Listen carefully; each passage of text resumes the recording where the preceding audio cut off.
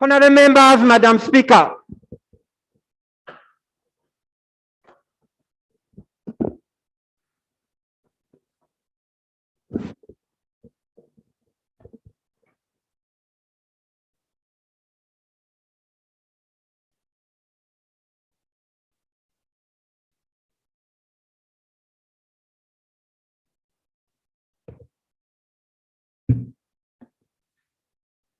Prayers. Almighty God, who in your good and protective goodness have appointed us of leaders and parliaments for this strategic government of humanity, we beseech you to look upon with the abundant favor these your servants, whom you've been pleased to call the preference of such in trust in this land. Let your blessings descend upon you assembled and granted as in your presence, treat and consider all matter that shall come under their deliberation, is so just and faithful and manners promote your honor and glory, and to advance the good of those whose interests you have committed their church. Amen.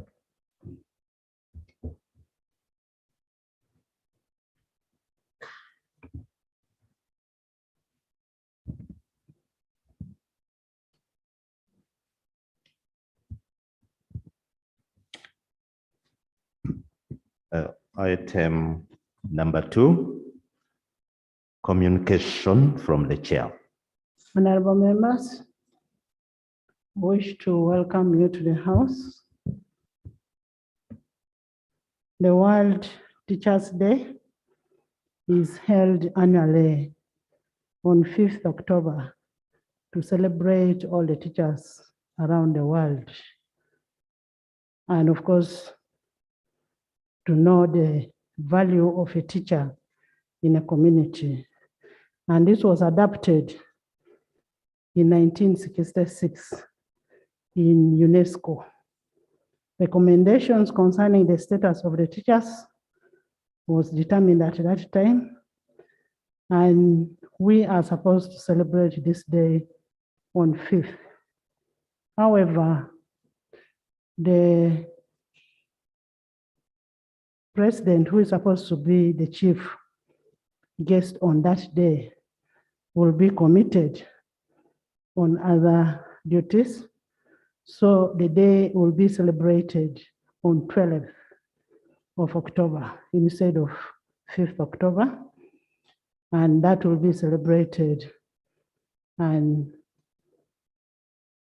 the celebration will be done globally on 5th, but Uganda we shall celebrate on 12th. I want to thank you for coming. And in the celebration, we shall make sure the SOPs are followed. Matters of national importance. Honorable Silwani.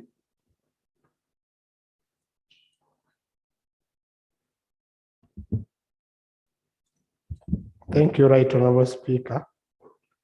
Right Honorable Speaker, I rise on a matter of national importance.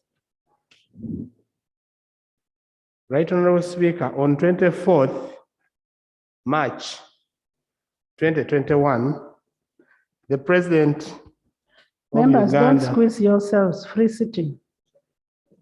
Don't squeeze yourselves. Feel free to sit wherever you want. Right Honorable Speaker, on 24th of March 2021, the President of Uganda gave a directive and wrote to UNRWA asking UNRWA to enter into an agreement to pre-finance Power China International Group, Right Honorable Speaker, with the following roads. This company was asked to pre-finance the following roads. And the letter reads, for the record of Parliament, I'll just go through briefly. This company, in partnership with my good friend, Mare Kola, has approached me with a proposal to pre-finance and build a number of roads. One is Nabumali Buteleja Road to Namutumba, 72 kilometers. Fort Poto, Kijura, Charusozi, Katoke, 83.8 kilometers. Atiak Kitigum, 108 kilometers.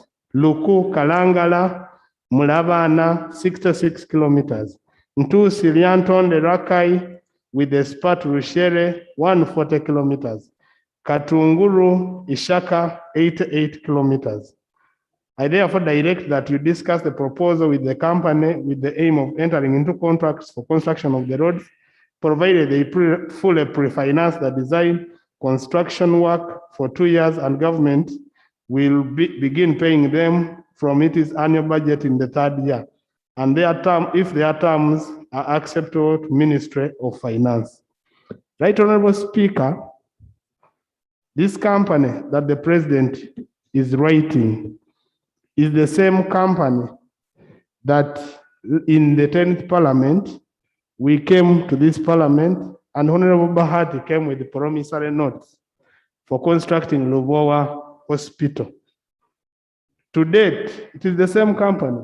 They just differentiate the names. They call themselves China Power International Guangzhou and China Power International Beijing.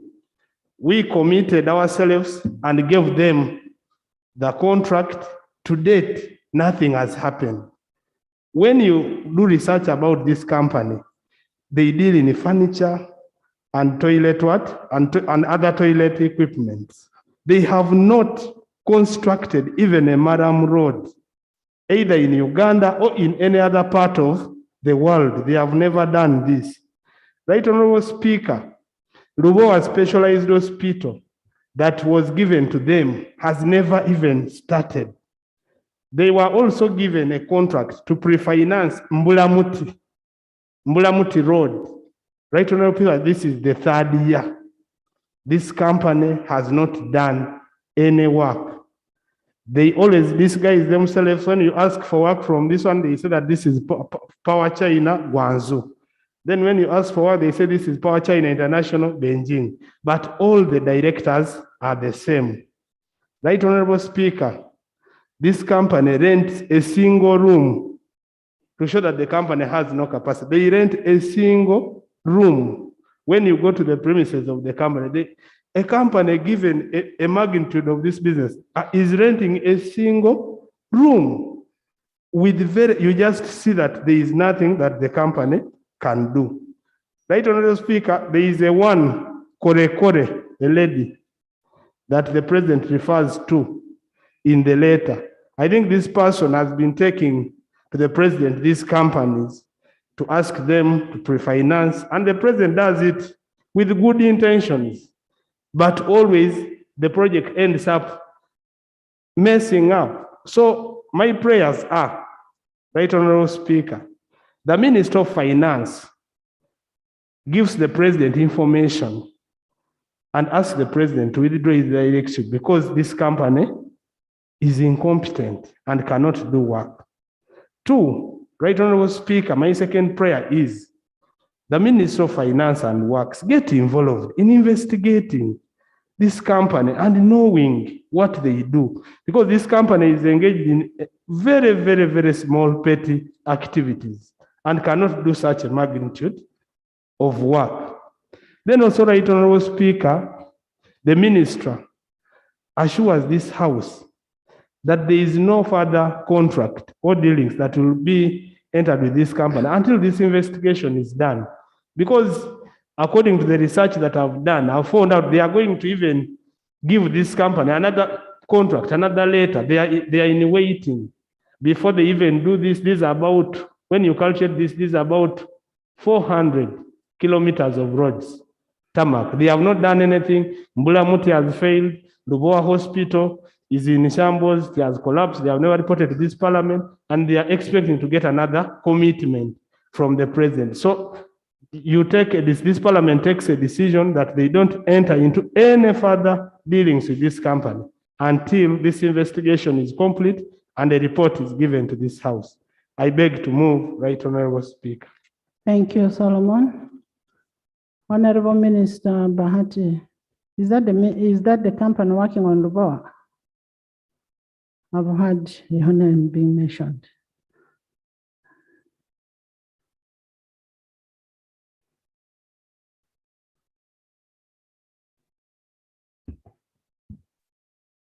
Thank you, Madam Speaker, and thank you, Honorable Solomon, for that point of national importance.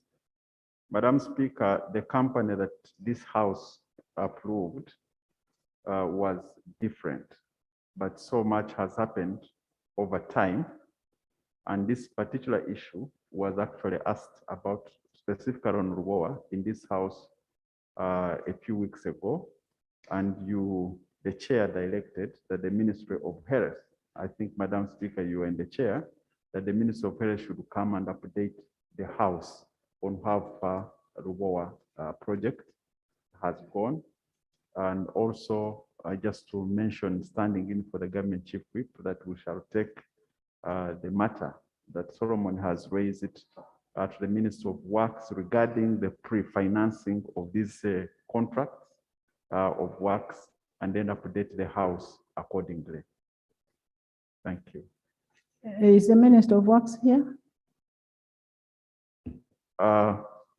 He's not here, but as the House progresses, we shall inform him. If he comes before the House adjourns, he will be able to make a statement. Okay. Clarification. The clarification I want to receive from the Honorable Minister. What is the name of the company that is doing Ruboa Hospital? What is the name? Because me, I know it is Power China International Limited. So what is the name of that company that is doing Ruboa Hospital? Honorable Minister, could you give us an update on which specific company, China company, is working on Ruboa vis-a-vis the company that has been granted a responsibility to work on the roads that Solomon is talking about? You can give that to us on Tuesday. Okay, also obliged, Madam Speaker, I'll be able to bring the right company that's now working. Because as I said, so many things have happened since we came to the House to seek for the approval of the promissory note. Thank you. But also finance. Yes, finance.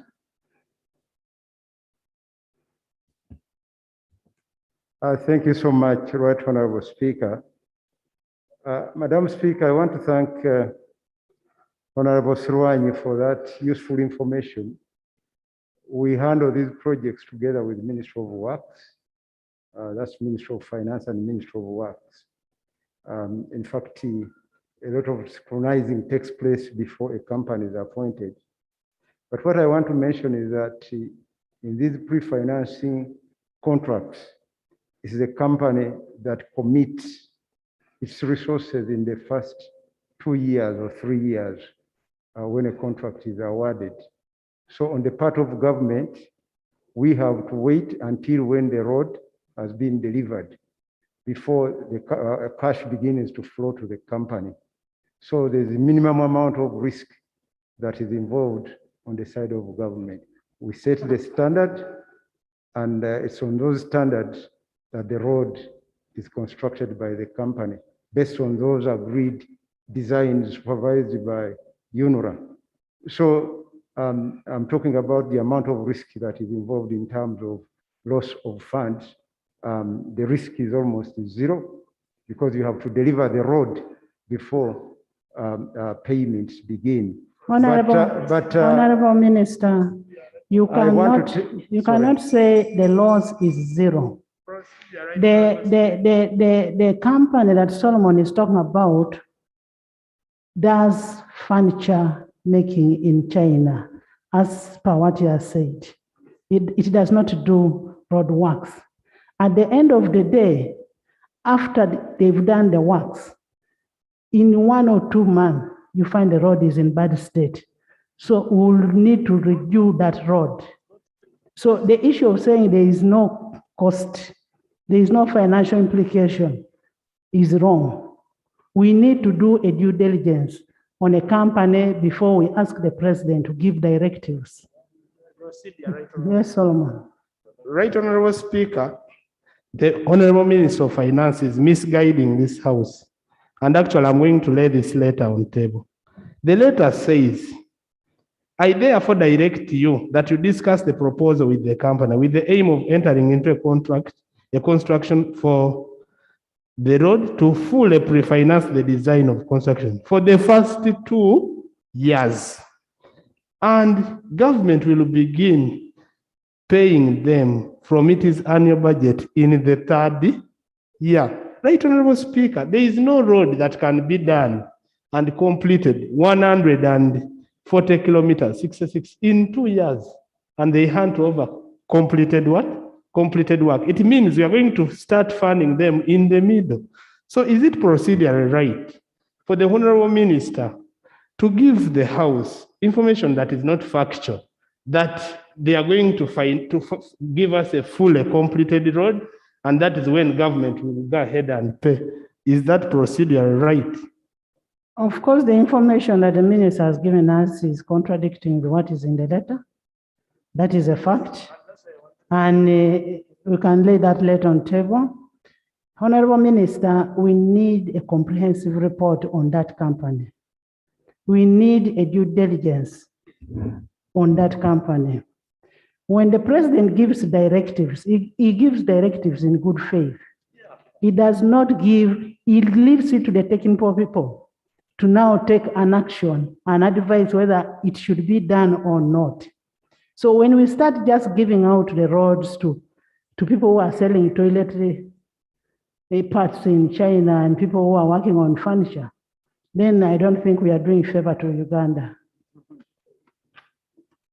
Right, Honorable Speaker, I beg to lay the letter from the President dated 24th March 2021 to Ms. Allen Kajina, the Executive Director of Uganda National Roads Authority. I beg to lay. Can we have a report on Tuesday to that effect, Government Chief Whip? So, Madam Speaker, we'll have a report on both the Ruawa project and then also the pre-financing of this particular road, and then other relevant information to the people's representatives. Thank you. Honorable Paparo. Thank you, Right Honorable Speaker. I'm Paparo Lilian Obiale, Woman MP Arua District. I rise on issue of national importance, and this is in relation with the operation of URA in Arua District.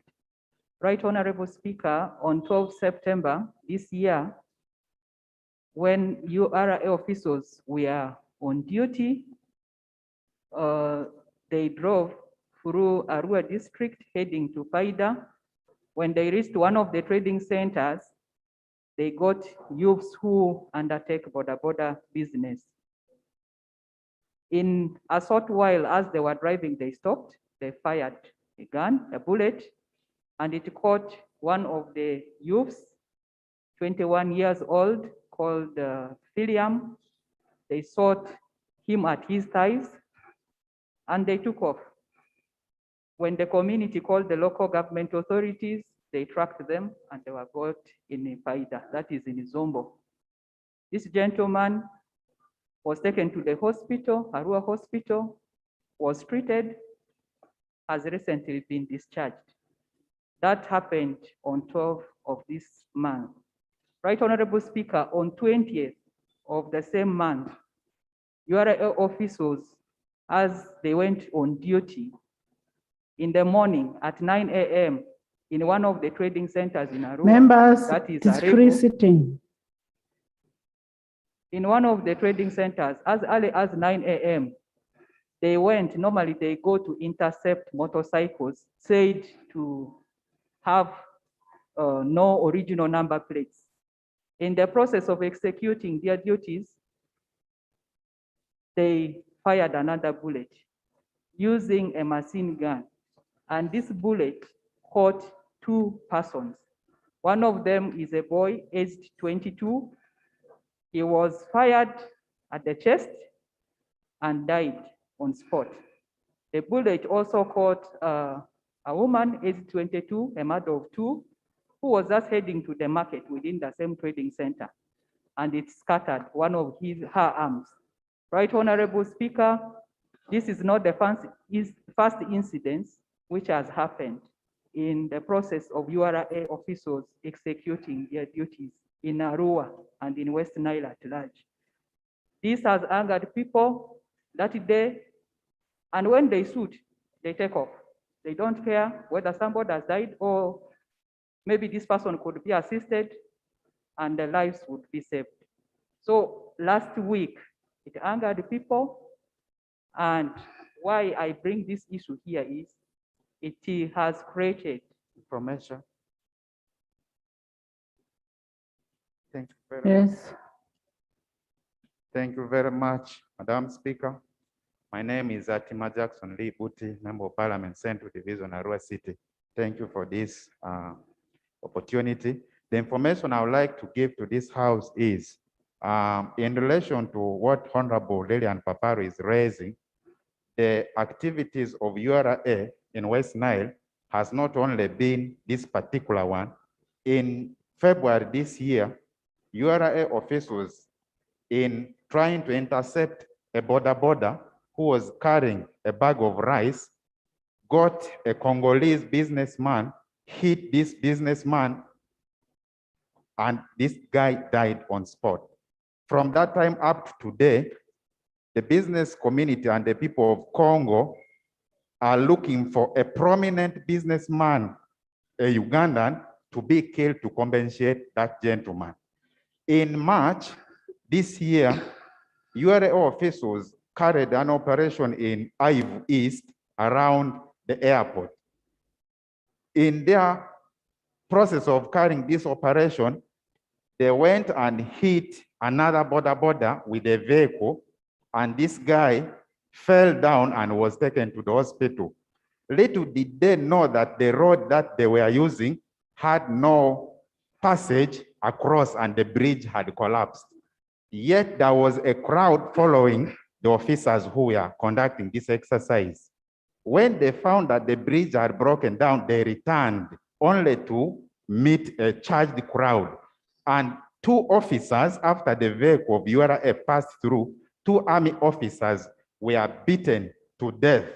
And both of them were airlifted to Kampala, and up to now, as I talk, Madam Speaker, the other officer is still in the hospital, has not recovered. So the activities of URA in West Nile region has really become so terrible. This is the information I wanted to give. Thank you very much. yes, Lillian. Thank you, Right Honorable Speaker. Why we have brought this issue here today is, as you've listened from my colleague, it has been recurrent, and it has created enmity between the community and the URA officials. If you ask the URA officials working in Arua, they actually don't go to social places because now there is no cordial relationship. People look at them as enemies. And for us, this is not good because it is painting a negative image of the government. It is painting a negative image of UPDF because the ordinary person, when they see someone in a uniform, they know they can't differentiate. And on this fateful day, the brigade commander, actually of West Nile, the one sitting in Arua, when he went to see the situation on ground, they could not differentiate the UPDF designated under URA and the ones who have come to help or help. And they even called officers, majors in uniform. And we think these issues should be addressed. URA should explain an account for the lost lives because we wouldn't want collecting a tax to be equivalent of a life. So we lost this young man who just has one child. Yeah, thank you, Honorable, for giving way. Okay, Peter, representing Bucoli Islands. The information I want to give to this House, Right Honorable Speaker, is that the issues concerning URA cuts across all border counties and districts. You find that in Bucoli Islands, actually, what constitutes smuggling is a question to our people. When our people go to Kenya and come with just a packet of wheat, one for home consumption, it is looked at as smuggling, the engine is impounded, and the local people are charged. Find that for just a packet of wheat, which costs about 6,000, you are supposed to pay 2 to 3 million shillings. Your engine and the boat is impounded. So it is a question that URA should actually, the minister concerned, should look at it. I was in Busia over the weekend. Just a disabled person carrying just 3 packets of wheat was impounded, URA beaten, and the wheat confiscated. What really constitutes smuggling? A packet, a bundle of wheat? Really, the issues concerning URA cuts across all constituencies. And I would pray that a comprehensive report is brought by the minister regarding URA. That's the information I want to give you, Honorable. Yes, and the sir. House. Thank you, Right Honorable Speaker. He has actually said my prayer. And for West Nile sub-region, we really urge URA to engage communities, sensitize them, and rebuild the cordial relationship because we need taxes. It gets back to contribute to national building. Thank you. I beg to say. Yes, government.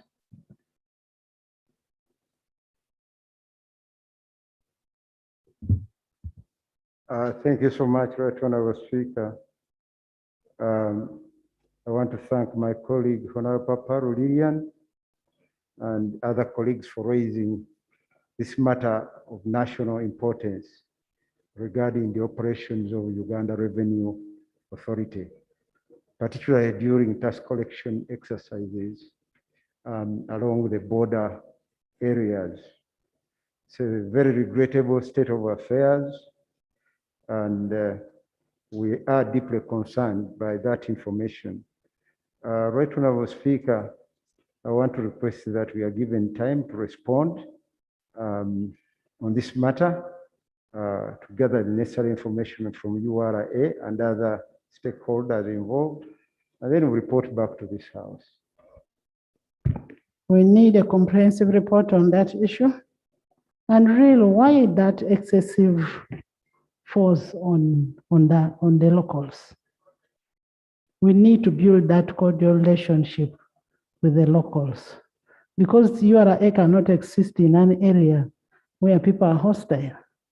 So we need a comprehensive report on that, and that should be brought on Tuesday. Honorable Mukasa.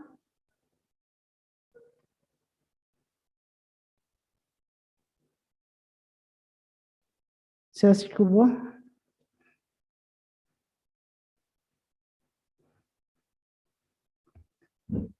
Thank you very much, Right Honorable Speaker. Right Honorable Speaker, I rise on a matter of public importance.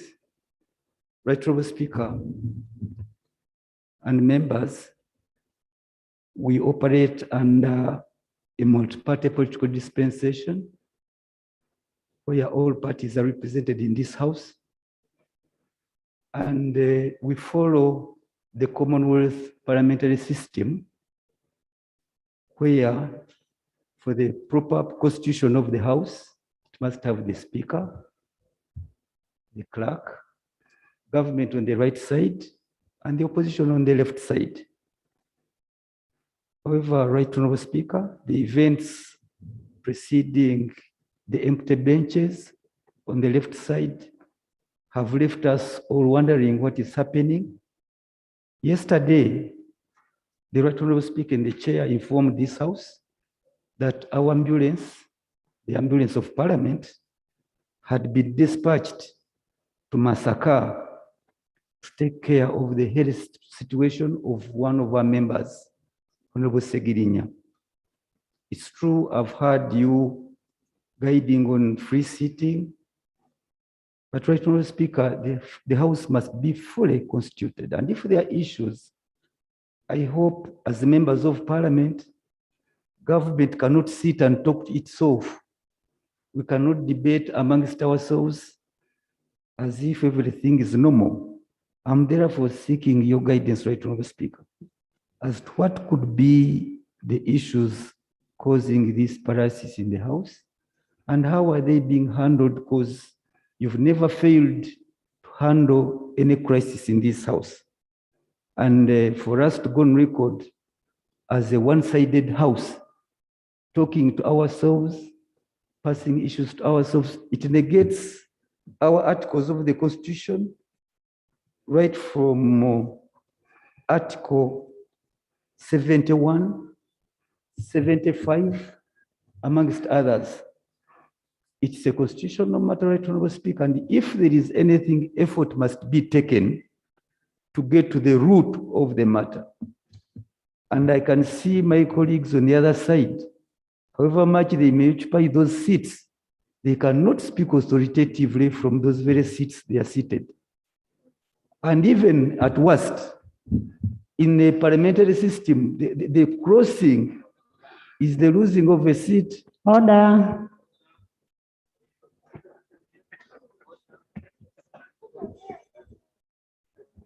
Madam Speaker, with all due respect to my colleague and one of my mentors in this House, Madam Speaker, Macho Geoffrey is authoritatively the elected member of parliament for Busia municipality. Madam Speaker, as you ruled earlier that we should have free seating, I believe my colleague is not in order to say, when I'll stand up to talk, I'll not speak authoritatively. Madam Speaker, I therefore don't know whether the senior legislator is in order to say that when I speak, I don't speak with authority. Thank you. Honorable Sechkubo, the person who has just stood up is an independent member of parliament. I have also seen an FDC here. I have seen a number of them.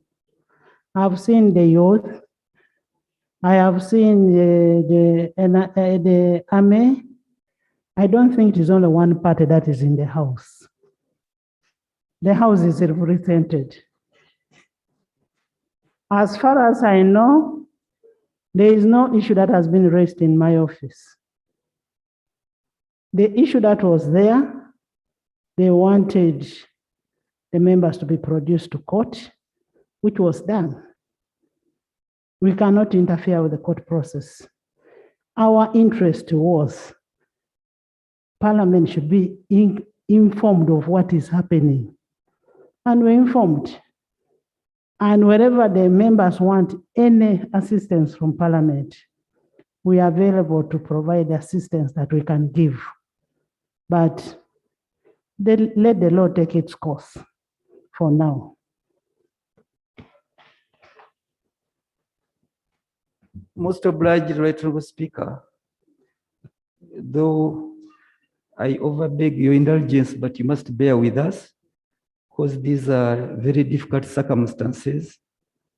But right, Honorable Speaker, it should go on record that as Parliament, we fully support, we give our support for the law to take its course. Only that as it turns out, that law taking its course is being abused, where members are released, they are grabbed and taken back on the same charges. But by the time justice is done, this human being has suffered. Honorable Sechkubo, I am not aware whether the charges were the same. And if I don't know whether you don't know how much we are really supporting our members. For us, we wouldn't want our members to be taken in the way they were taken. And this, I thought this thing ended yesterday. I don't know why we are bringing it back on the floor today. It ended yesterday. And we are saying where our members who are in prison, in custody want our support. We are available as a parliament. Don't push us so much to do what we cannot do. We are not, there is independence. This is a parliament, court is handling it, and we'll wait for a feedback. I don't want you to feel like it is only you who is feeling bad. We all feel bad for our members. maybe we feel bad more than you do. Yes, government. Thank you very much, Right Honorable Speaker and the honorable members. And this matter was discussed yesterday and the Speaker guided the House appropriately. So there is no need for us to revisit it. And Honorable Sechko was in the House. But I rose, Madam Speaker, to just make a comment that the Constitution in Article 88 speaks about quorum of Parliament. And say the quorum of Parliament shall be prescribed by the rules of procedure of Parliament made under Article 94 of the Constitution. And indeed, this Parliament made rules and the quorum is defined. It is defined by numbers, not political parties or shades of opinion. So what constitutes quorum in this House are the numbers.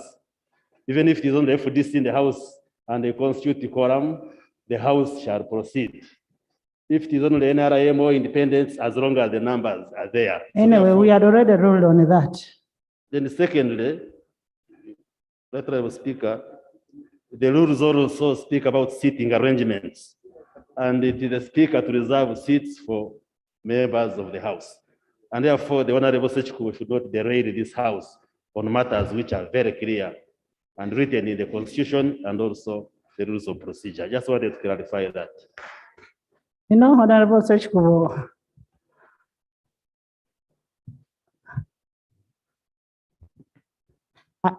he thought I hadn't seen him. So he needed to say something for me to know that he's around. Now that I've seen you, you can take your seat. Honorable Kavanda. Honorable Kavanda. Most obliged, Right Honorable Speaker, But one thing I need to assure you, Honorable Sechkubo, as Parliament of Uganda, will not love any of our members of Parliament, even if it was you, to go through whatever they are going through. But where we, as I've said, where we can help, these are our members. We have a responsibility to support. And we will always support. The Right Honorable Speaker talked about the ambulance. We have told the doctor to be on standby 24/7. That whenever we need help, the ambulance will be available. And if any of you wishes to go and visit the members, you can go and visit. Even me, I can go and visit. So they are not yet criminals until proven. The presumption of innocence. most obliged, Right Honorable Speaker. And I rest my case. I'm happy it is in good hands. And I would urge the members' silence. It's much louder than you think it is silent. But I thank you, Right Honorable Speaker, and I thank you once again, members. And I also thank you for raising up for me to see you. Honorable Kavanda, David. Thank you very much, Right Honorable Speaker. I am very grateful, Right Honorable Speaker, for this opportunity. Right Honorable Speaker and colleagues, as you know, I am a member of the Committee on Physical Infrastructure. Yesterday, Right Honorable Speaker, as I was moving with my colleagues, the members of the Physical Infrastructure, when I was coming in, Right Honorable Speaker, I found the Honorable Peter Okeyo talking about UNRWA. I don't know whether the issue I'm going to raise is the issue I was talking about, but my issue also is about UNRWA. Right Honorable Speaker, when I was moving on a road, it is called I know the road, Margaret. What is your problem? As I was moving, Right Honorable Speaker, I was told by the district chairman of Lira that His Excellency the President gave a directive to UNRWA to assign the construction project of the road to a company called Matrix. The due process, Right Honorable Speaker, was followed and the construction work was underway. Right Honorable Speaker, the information I received from LIRA as of yesterday, as you know, for one to undertake road construction successfully, they need hardcore and aggregate materials that are obtained from a rock. This company called Matrix, Right Honorable Speaker, purchased the rights over Ibuje rock. They even obtained an environment impact assessment certificate from NEMA to use the rock for the road project. All the project affected persons, Right Honorable Speaker, were compensated. However, Madam Speaker, due to the failure by some public officers in government to appreciate the importance of government projects, some of them have frustrated the contractor from progressing with the work. This information, I got it, Madam Speaker, from the ground as a member of on the Fiscal Infrastructure Committee. What is the problem? Yes. Yes, I take the information.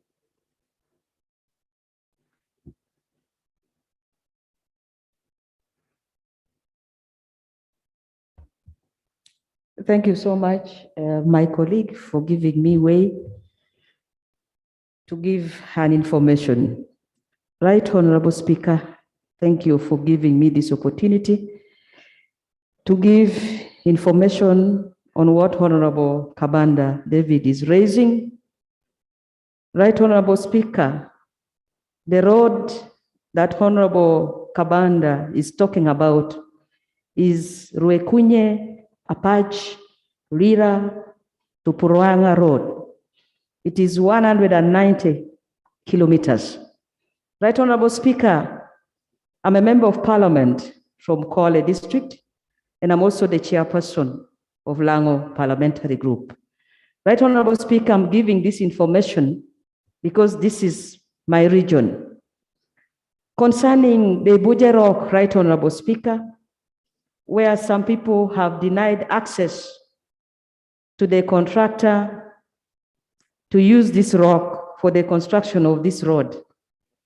Yeah, it is true, Right Honorable Speaker, access has been denied to the constructor by some community members. Some people have already been compensated around the area where the rock is.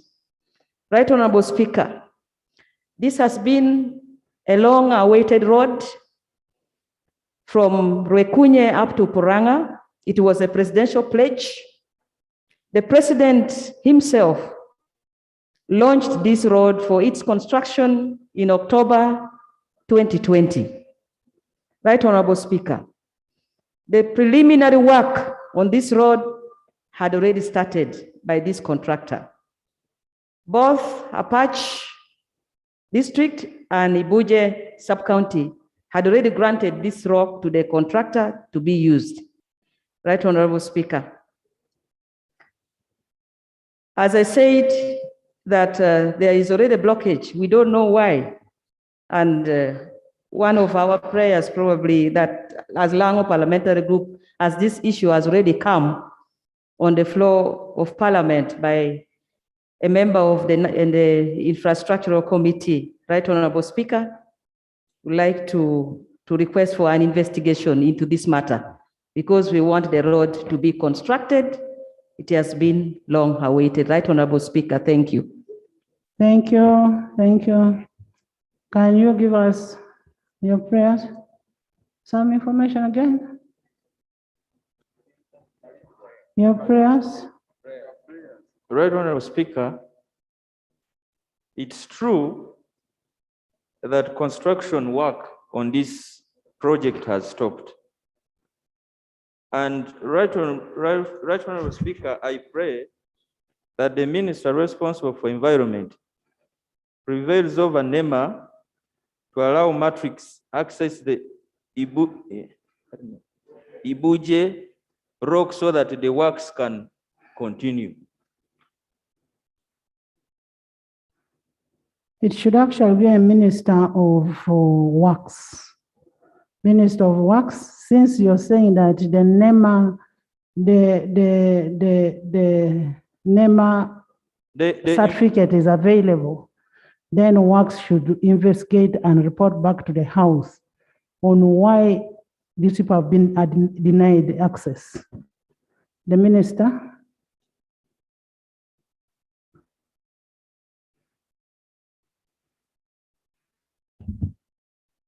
Thank you, Honorable Right Speaker. I'll take up the matter with the UNRA and find out what's the impediment in terms of the contract accessing the rock, since NEMA had given a nod on environmental issues. I'll get back to the House next week on Tuesday. I'll report back. Thank you, Honorable Minister. We expect a report on Tuesday, and we actually need an action, Honorable Minister, not just a report. We need to know what you've done. Honorable, yes. Thank you so much, Right Honorable Speaker. And I'm happy that the minister in charge works is around. It is overdue. I raised it here and I've never got any response about the road from Matuga to Kapeka. When you read the UNRA reports, they say that the road was punched, but the potholes were filled with maram. It is the rain season. The maram has been washed away, and that is the shortest route to the district headquarters. I wish Honorable Minister goes through that road. It is really ashaming. And that road leads to Mecca, Nakaseke district. And I'm happy that you are here.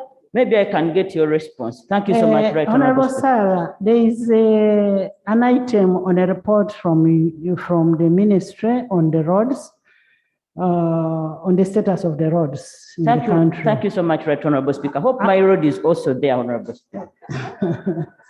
Actually, on that note, there's also an issue from Mitiana to Fort Portal. The road is really terrible. Honorable Minister, you will give a response to what they are asking. Honorable Minister, you'll have time to make that report. Honorable Nambo Setedi, Linda Irene. Right, Honorable Speaker. I raise under Rule 54, subsection 1 and 2.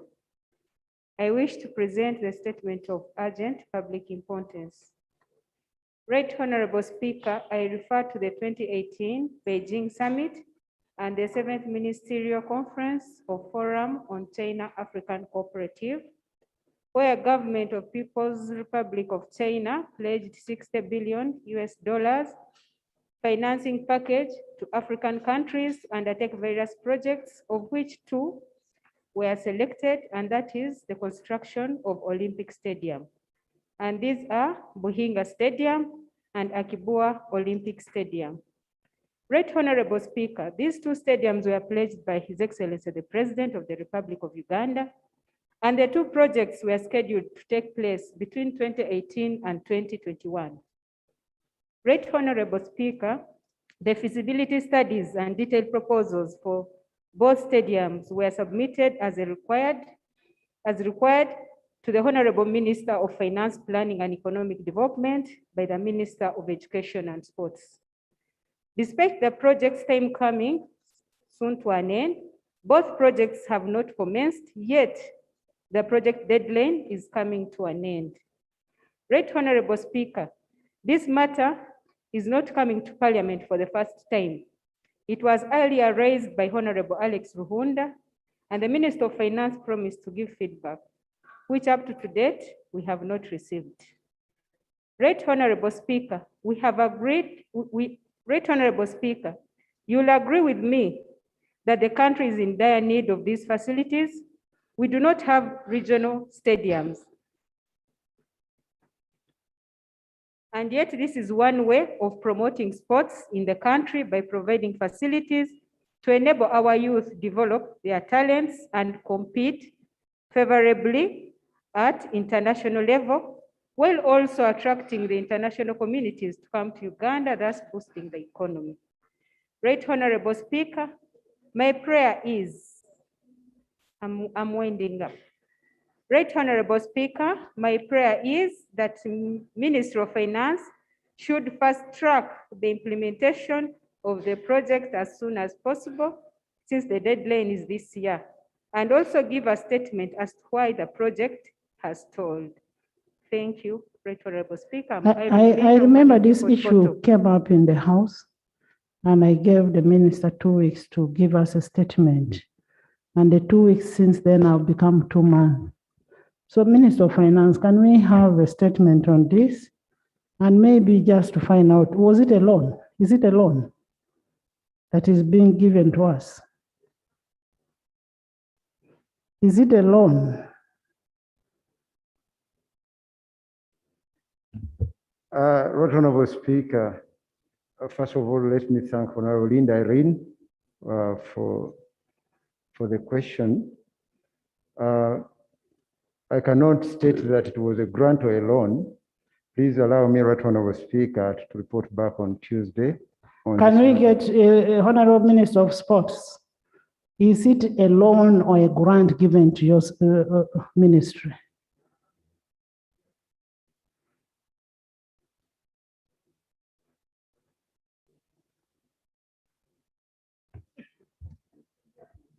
Right Honorable Speaker and honorable colleagues, the honorable member is 100% correct in that out of the 27 projects that government of Uganda presented, 2 of them were sports stadia.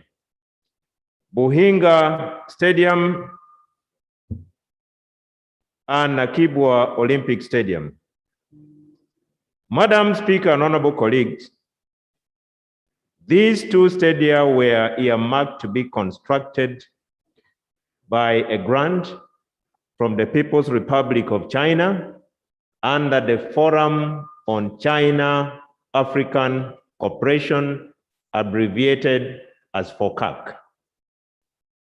The role and responsibility of the Minister of Education and Sports was to conduct detailed feasibility studies, environmental and social impact assessment, a mission we executed and submitted our comprehensive report to the Ministry of Finance, Planning and Economic Development for further management in terms of securing the grant to enable the country construct the 2 stadia.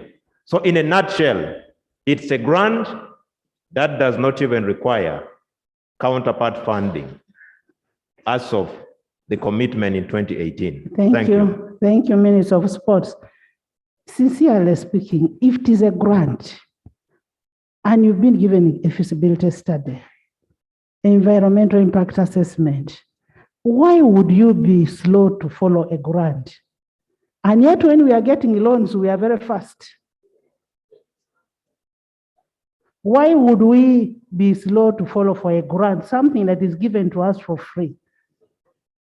Honorable Minister of Sports, tomorrow on Tuesday, lay on table the feasibility study report that you gave to Finance, and Finance, we need a report to that effect.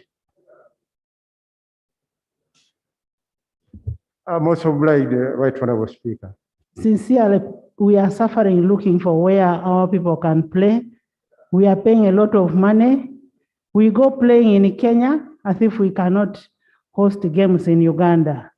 It's a total shame for us. Lastly,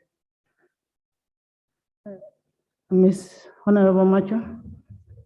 Right Honorable Speaker, steady progress calls for integrity and a free, corrupt Uganda. Right Honorable Speaker and my colleagues, I'm raising on a matter of national importance. On 29th of this month, there was a message that went around the country that the Minister of Disaster Preparedness is crying that 15 billion that was given to him, 5 billion is missing. Right, Honorable Speaker, this matter circulated and we got the information. I found it better as a legislature, majorly Busia, one of the places that are hosting the refugees, to find out from the Minister of Disaster Preparedness about the facts of this matter. Because this 5 billion is a lot of money to a taxpayer from Uganda, and therefore that's why I want to pray. Prayer number one, Madam Right Honorable Speaker, the Minister of Disaster Preparedness should come and clarify to the House on this matter of the missing 5 billion shillings. And the second prayer is to know whether the 15 billion that was given into his docket of disaster preparedness has been utilized well, since right now most places in this country are facing disasters. Thank you, Madam Speaker. Honorable Minister of Finance, is it true that you disbursed 15 billion shillings? Disaster.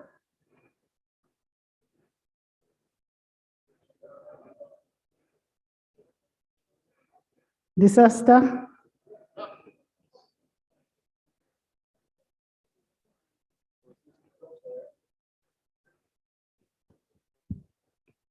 Thank you, Right Honorable Speaker. First of all, I want to withdraw the word. Remember to withdraw the word that Minister of Disaster was crying. Honorable Esther Nyakun of Nakapiripirich, Minister of Disaster Preparedness and Refugees. Thank you, Right. Thank you very much, Right Honorable Speaker. Right Honorable Speaker, there was no crying. There was just a request which was forwarded by my senior colleague to the Minister of Finance on the contingency budget to be able to support our issues, because we have been seeing how much the House has been bringing issues. Yeah, it's true. Kindly leave the minister finish her statement. So we had an amicable meeting and the management to be in position to discuss why the Prime Minister wanted to remove part of the money to manage other disaster issues. And so she wrote— Which part of the money? The 5 billion shillings. From where? The money was requested by disaster preparedness, 15 billion shillings. Actually, we requested for 30 billion shillings. And were given 15 billion shillings. From the 15 billion shillings, my ministry received 10 billion shillings, and that's what we have used so far for buying relief items. But we had a meeting with the Prime Minister. But Minister of Finance had given you 15, approved 15? Yes. So you got only 10? We requested for 30 billion. So they gave us 15 billion. So we had a meeting with the Prime Minister. She had other plans to manage other disaster-related issues. So 5 billion shillings. She had other plans within your money? Within the relief money, yes, on disaster-related issues. Members, when you look at the Public Finance Management Act, that is what is called virement. You're making a virement from one vote. These are two different votes. There is a vote of OPM, disaster, and then there is a vote of the Prime Minister. We may need to know where that money went, what the money was used for, whether the money was approved for two different activities. I'm looking at the Public Finance Management Act. William?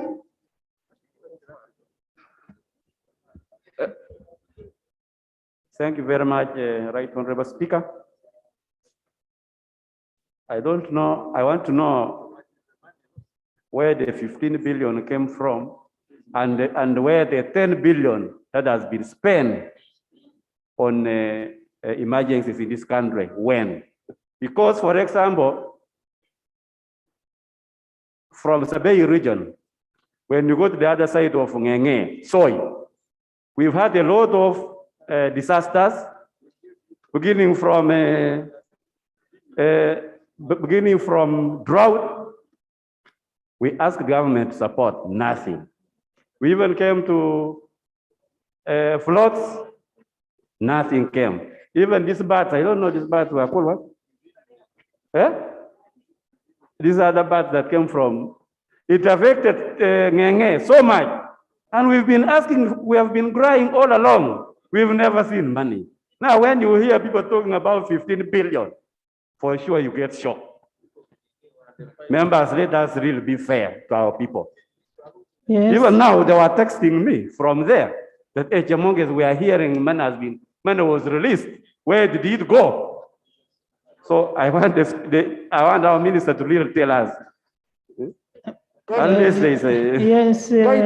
Guidance, Madam Speaker. Thank you. Guidance. There is Minister, you'll come last. I'm the acting Prime Minister. You'll come last. You'll come last, Minister.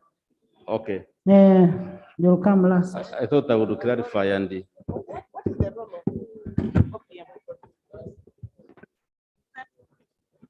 Thank you. There is some, Honorable Minister, wait. Right, Honorable Prime Minister, the money is going to be spent still on disaster-related issues, so it is not diverted to another activity. No, sorry, that's why I'm saying the member should withdraw. We did not cry. Honorable Nangoli. Thank you, Right Honorable Speaker. Madam Speaker, with all due respect to Honorable Minister here, you should be clear and tell us exactly how much you got from Ministry of Finance, how much was given to your ministry. Was it 10 or 5 out of 15? And if it was 10, who took the 5 billion? Because this is the time that we really need this money, especially people from this sub-region. We have a lot of disasters, people are affected, people need assistance, and you don't even have money to buy non-food items like blankets, hose, pangas, and ABCD, and others. This is the time that you needed to apportion this money. You say 5 billion, let it go for food and the other things. Then 10 billion for non-food items. But now you have been given 10, the 5, you are saying it is for some other things. Which some other things we need to know, Honorable Minister, with due respect, so that we plan accordingly. Thank you very much, Madam Speaker. Yes, then after that we go to. Thank you, the Right Honorable Speaker. The Right Honorable Speaker was reading the way the minister was doing the body gymnastic while she was explaining about the 5 and the 10 billion. I never got satisfied. In the first place, she doesn't want, at the first place, she wanted not to commit that 5 billion was removed. But later, she said it was removed. Now, You're just speculating. Right. You're speculating, Honorable. No, Madam Speaker, you know, we are in this country and we are custodial. We want to see how the money moves. There's an outcry. There's an outcry about the 5 billion where it has gone. We have raised matter here that needed disaster preparedness to come on board. Even in my own constituency, this parliament directed the Ministry of Disaster to go and handle the disaster that took place of the hailstorm. Almost now coming to 1 month and a half, no response is taking place. And if we hear the money which is meant for disaster, there's a clash now between the Prime Minister and the minister, the senior minister of disaster. We cannot sit and just see it like that. We have to ask so that we get to know about it. I thank you. Honorable Minister, you'll need to give us that feedback. Yes. Guidance, Madam Speaker. Yes. Thank you very much, Right Honorable Speaker. Actually, it is a dismay to hear that 5 billion has been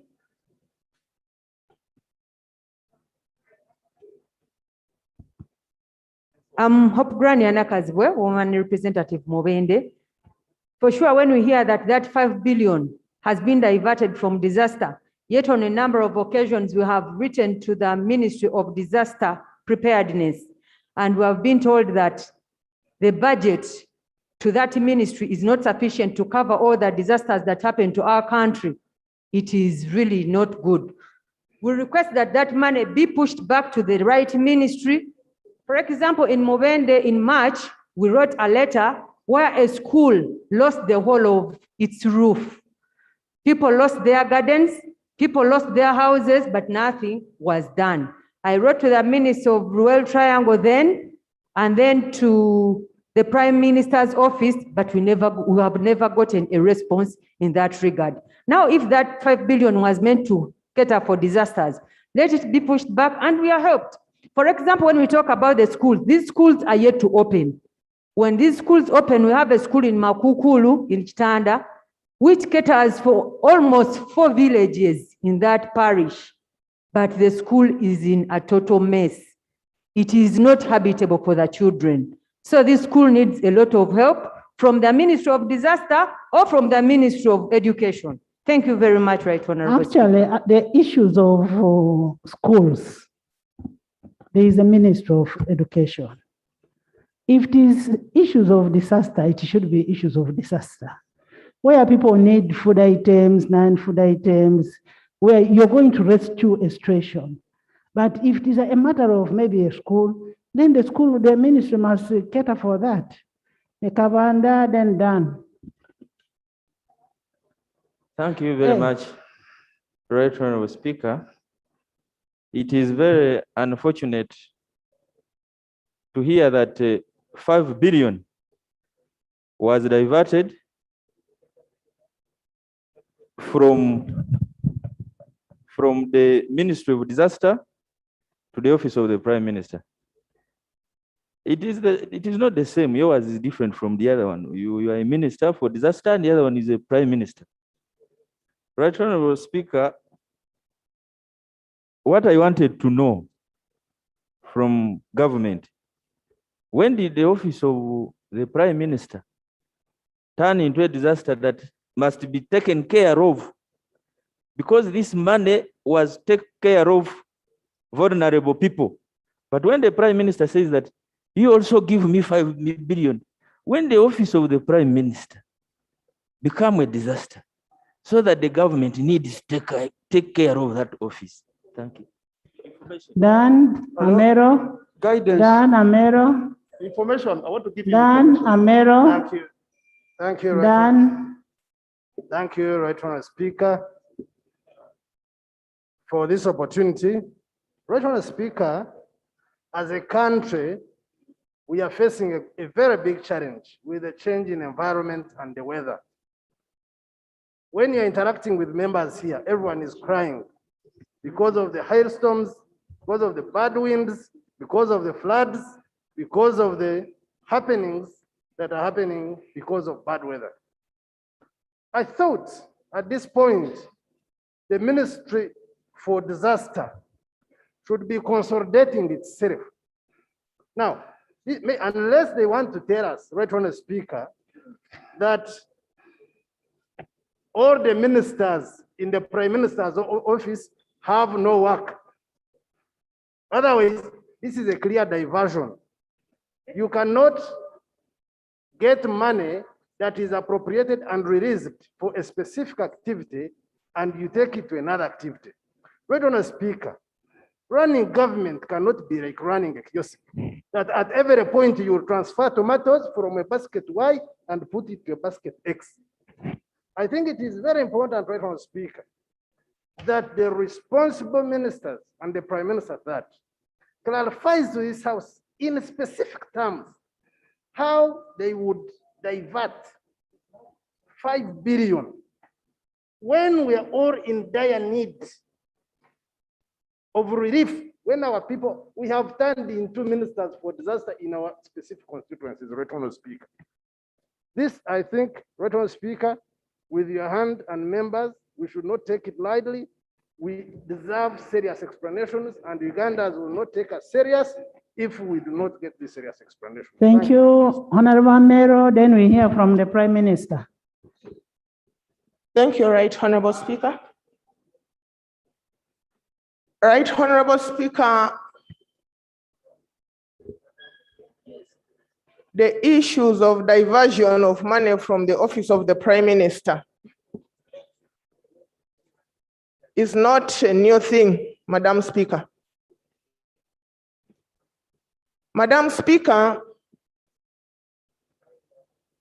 as far as I know, the Ministry of the Prime Minister is supposed to be a coordination office for all ministries.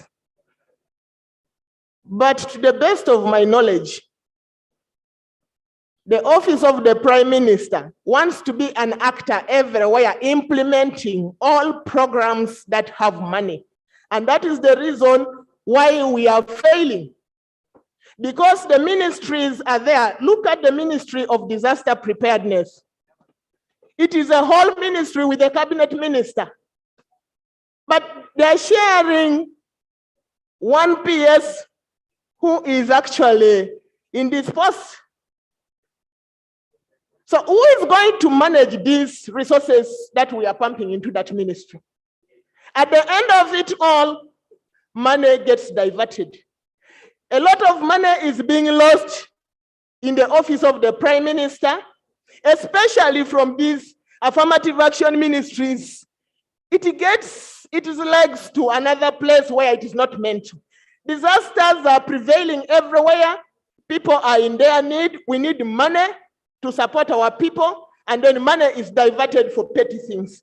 Madam Speaker, unless this House stands up and disaggregates all the ministries that are under OPM and leave OPM to do the coordination work of all the ministries here, we shall continue losing a lot of money. I am more informed.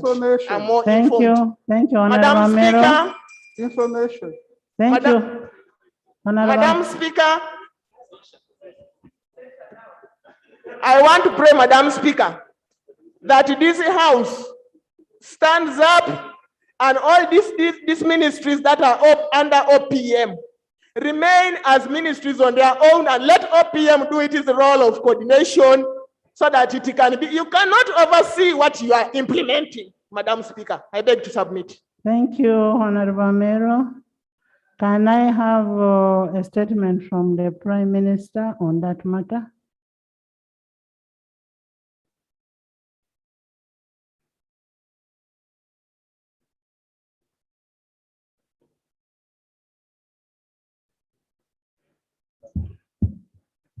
Right Honorable Speaker and honorable colleagues, there is no money that has been diverted. I wrote to Minister of Finance, me myself, requesting for 30 billion because of the magnitude of disasters that have befallen our country. We managed to get 15 billion. That was on 13th of this month. On 14th, we had a meeting, what they call senior top management meeting, where all of us ministers under the Prime Minister's office sit. The Honorable Nyakuni was there. The Honorable Hilary Oneke was there. You will realize that we have been traversing the country and seeing the disasters that have fallen in this country. So we agreed in a meeting, senior top, that now that we have got only 15 billion, let us use 5 billion to handle some lasting solutions.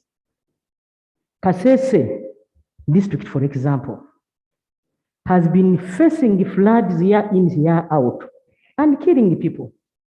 But we only need 600 million to buy land. It is to buy land.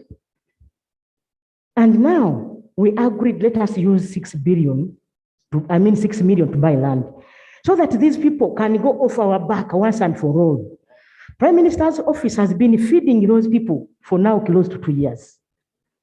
Colleagues, there is a tendency in Prime Minister's office of suppliers and people want to all the time remain in business. Remain in business and remain putting their umbilical cord in government. If we give these people of Kasese land just 600 million, they will go off our back and they will sustain themselves. Then we agreed in a meeting, let us have this. Then we went to Bulisa. In Bulisa, people got displaced in thousands. The lake claimed over 5 kilometers inside the mainland, including a health center which had just been constructed by Minister of Health. We said Minister of Health, it's now 2 years. By the way, these floods have not happened today, since 2019. And these people have been feeding those people and sometimes not giving them enough. They gave them 2 kilograms and then do accountability.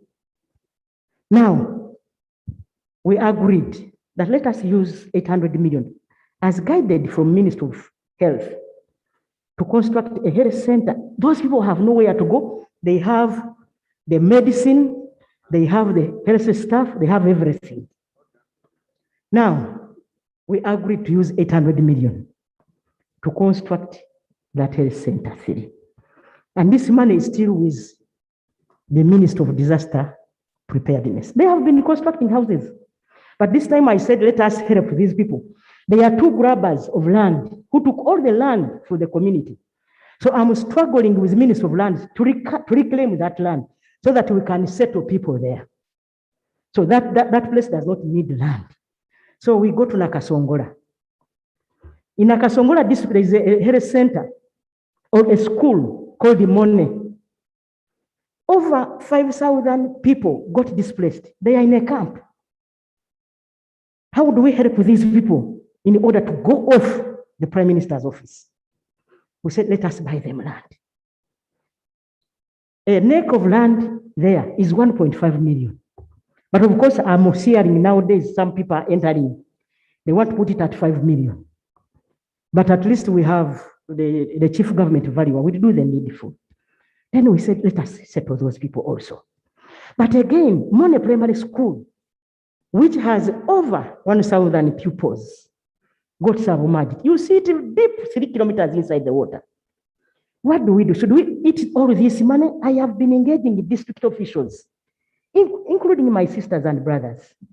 Then we agreed, let us also settle that school and conclude it once and for all, because this disaster has been on.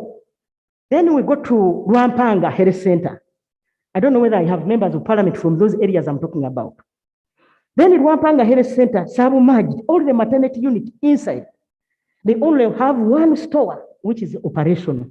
Then we said, what do we do? I contacted the Minister of Health. What do we, they have the staff, they have the medicine, they have everything, but they have nowhere. They have no shelter, by the way. Then we said, no, we can still use 800 million to settle those people once and for all. And life continues. Then we went to Kayunga. In Kayunga, you saw me on a board that was not by design. So that place is inaccessible. The floods cut off almost 7 kilometers from the mainland, but Kawongo remained the other side. Those people are needed. Now schools are going to start. They don't have any secondary school the other side of Kawongo. The secondary school is in Galilaya. Now, what do we do? These people, this water will not go tomorrow. It has been there for almost 3 years now. We need to buy them a boat. Then we agreed, let us buy these small boats, at least 10 million each with an engine. And that is 40 million. Then we agreed, please, can you give me time? My brother, no, please, no, give me time. I saw you as I was coming. Please give me time. Please protect me. Let the Prime Minister finish, then you can. You will discuss. Then the other day, those people need land in a place called Chedicho. Over 2,000 homesteads are stuck in one small land, Chedicho. So we agreed to buy land for those people. worth 800 million. Each acre of land is 2 million. If we can give at least a family 2 acres, they can start. Please give me chance. Then, yes, please let me explain. Colleagues, I went to Amlata. In Amlata, colleagues, in Amlata, we found that there is a sub-county with a health center 3. But that health center remained in the water, under the water. The mainland does not have a health center. Please, can you give me chance? So the business in the Prime Minister's office, colleagues, which I found there, the suppliers are overwhelming. The suppliers need money. James, you're I standing saw on a what? letter after we had Thank written. you. Please. You're standing on what, James? Please, let me give Parliament information. Let me give Parliament information. You're standing on what, James? Procedure. No. Procedure. Procedure. Madam Speaker, thank you very much. I am constrained to put my PM on procedure, point of procedure, and surely it is in good faith because, Madam Speaker, the Right Honorable Speaker is mentioning a lot of things. The Prime Minister. The Prime Minister is mentioning a lot of things which require somewhere to refer. At least we need to have a reference. And Madam Speaker, I'm looking at a reallocation of money from vote to vote, what. Madam Speaker, we need to have a reference such that we correlate the information to what is laid down as a procedure constitutionally. And Madam Speaker, it is in good faith that she's doing all that.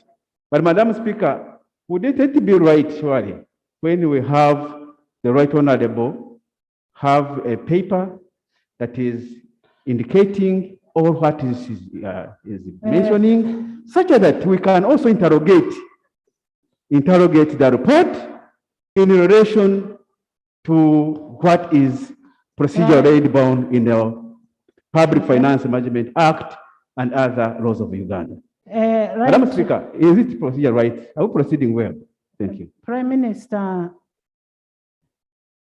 one, I must commend what you're doing, that you're doing a good job for the people of Uganda. Two, these members have a role to do the oversight role.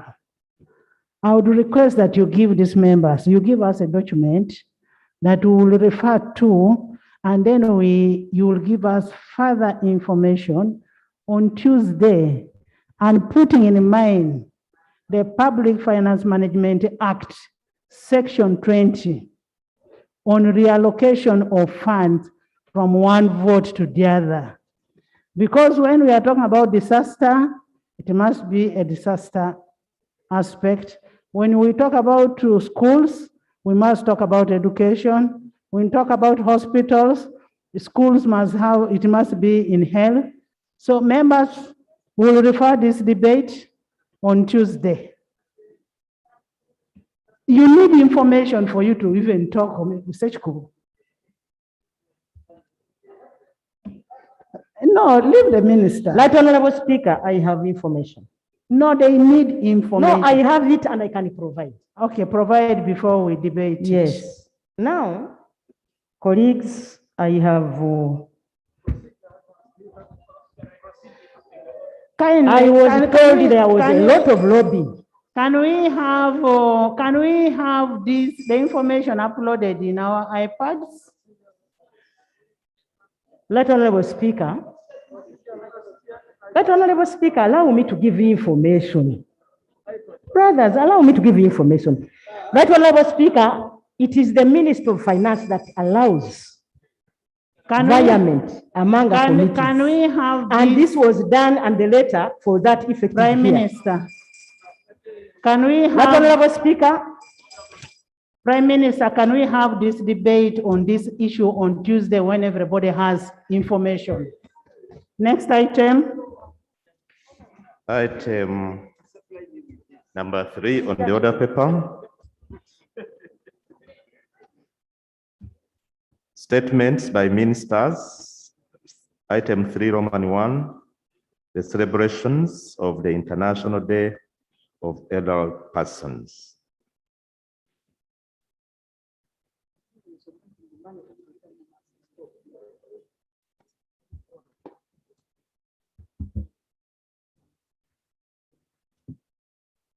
Right, Honorable Yes, Honorable Speaker. Gidudu. Right, Honorable Speaker. It's my pleasure for the first time to address Parliament in your presence. For all others, I'm still Gidudu Mafavi Dominic, Minister of State for the Elderly. I'm standing in for the Minister for Gender, Labor, and Social Development. I'm here to give a statement on the celebrations of the International Day for Older Persons, which comes on 1st October 2021.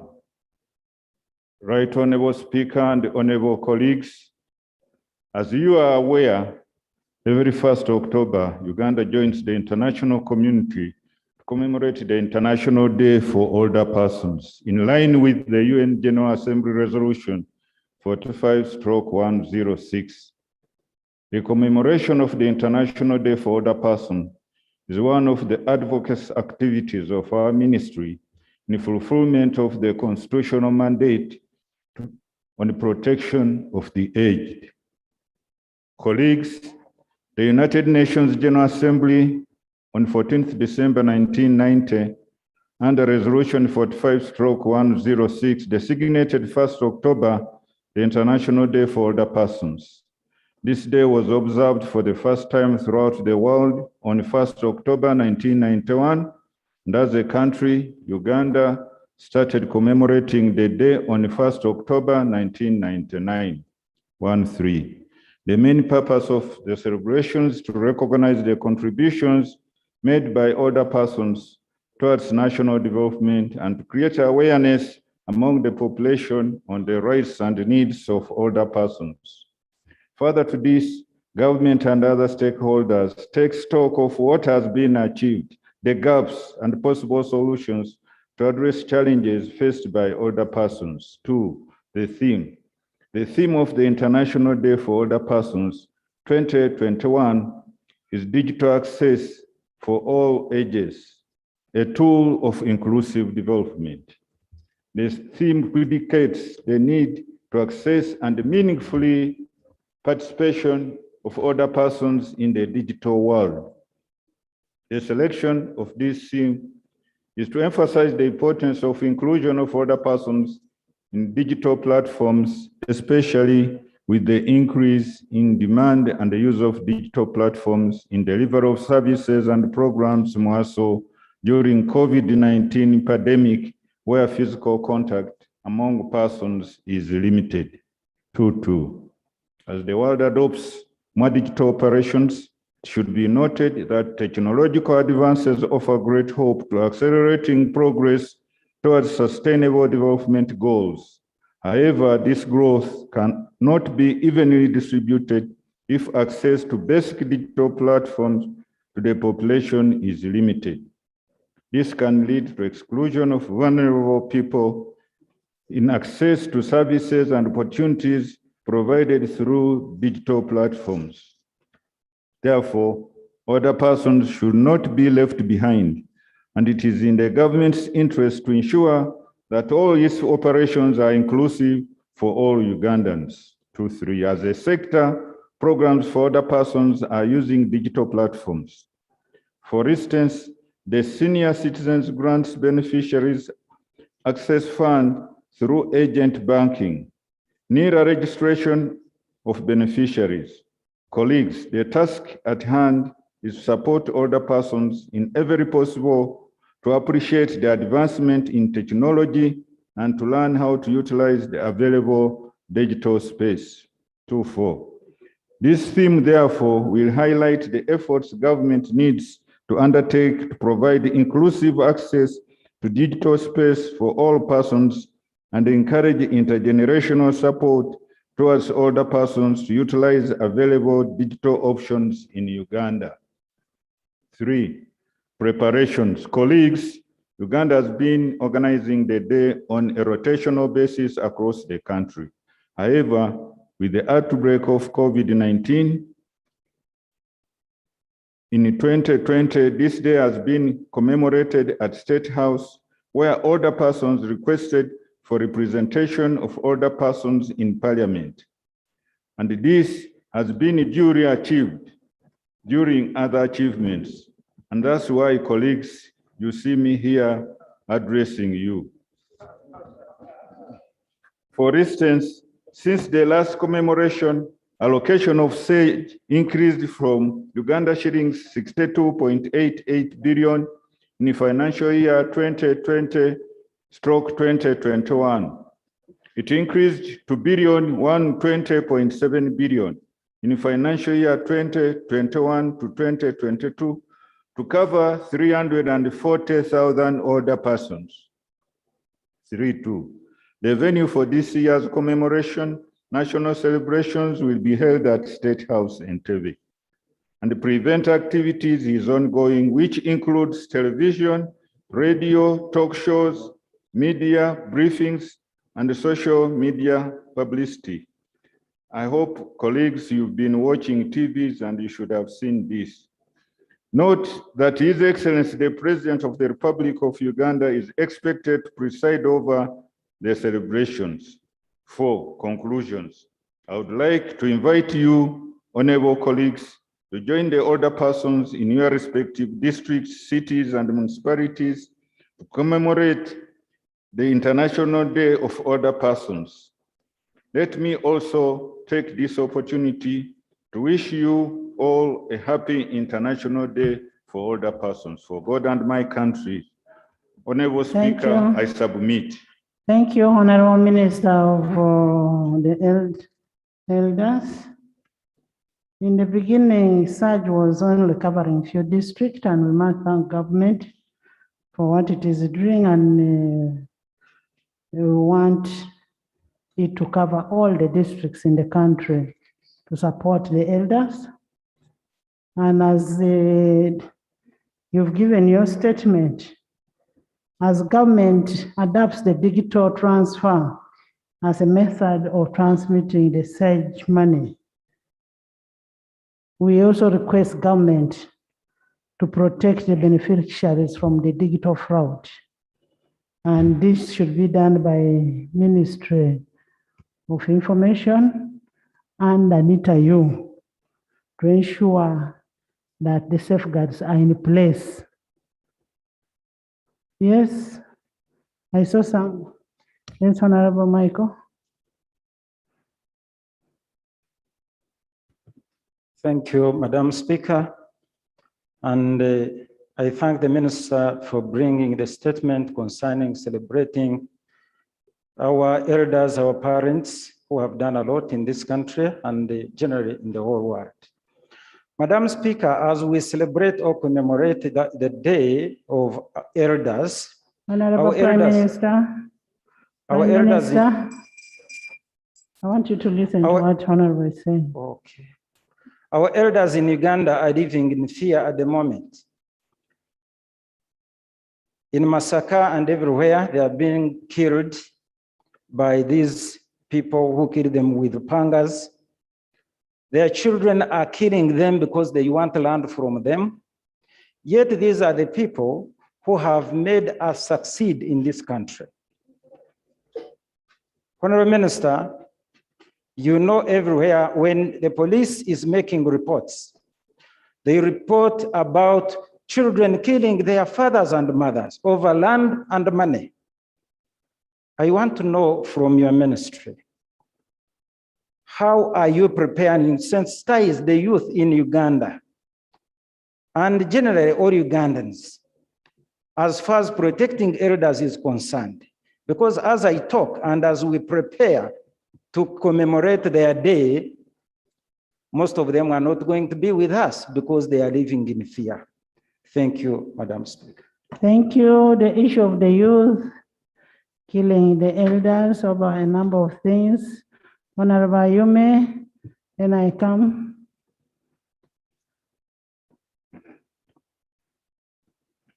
Thank you, Right Honorable Speaker. I'd like to thank the Minister for his presentation. And it's good that we have our colleagues from Ministry of Health here. As a person representing the people of Koboko Municipality, I am a bit concerned about the end game of the health of the elderly persons. In medicine, we call it geriatrics. And since we have... Honorable Esther, go back where you're seated. Right Honorable Speaker, since we have our colleagues from the Ministry of Health here, I don't know if it's within their strategic plan to have health services for the elderly persons, because that's our destiny, all of us. Yes. And it is relatively specialized. They need their attention. And recently, we were a bit concerned when they released the figures of the uptake of the COVID vaccine. I think about 2 weeks ago, there were 8% amongst the elderly persons. But I'm very happy that the minister took it upon with the Ministry of Health, and I think they have been able to scale it up. So it's my prayers that we have this also incorporated, that the two ministries can sit and talk. And colleagues, we are all going that way. So the earlier we prepare, the more equipped we are. Thank you. Thank you. Thank you very much, Right Honorable Speaker. Yes, Honorable Muma. Right Honorable Speaker, I have to thank the Minister for the statement and letting the country know that tomorrow we'll be marking the International Day of Older Persons, or the elderly. Right Honorable Speaker, I just want us as a House to reflect on the SAGE program that the Minister has alluded to. Right Honorable Speaker, the package that is being given is so eliminative and discriminative as far as the age bracket is concerned. Right Honorable Speaker, the other day I was having a consultative meeting with my constituents. In a full sub-county, having people that clock or that attained the age of 80, there are very few. People, I remember the older arrangement was to do with the 60, 65 years. But this one has left out so many people, so many older persons who cannot fend for themselves. So I want to appeal to our government that we need to reconsider, review, that we are all moving towards that direction. And we need to make proper preparations for our people.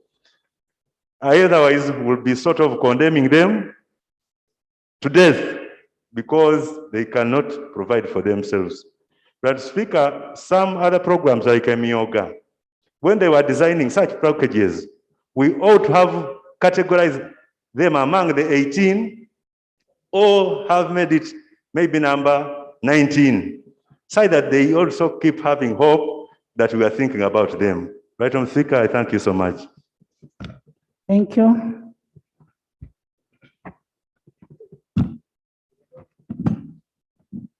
Thank you very much, Right Honorable Speaker.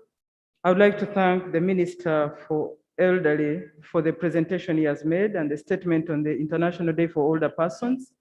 Madam Speaker, I have a few issues that on this day, if they were handled, we would be ready to celebrate. Otherwise, tomorrow may be a mourning day and not a celebration.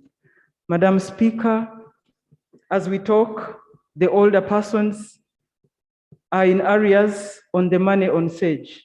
6 months, most of the districts are not being paid, and the older persons are complaining because no communication is being given on what is happening. Madam Speaker, when the budget that is running was passed, it was inadequate by 36 billion. And the Ministry of Finance here in this parliament promised to come up with a supplementary budget. Can we know, Madam Speaker, when that supplementary will be brought to this Parliament so that the older persons can be paid their money up to the date.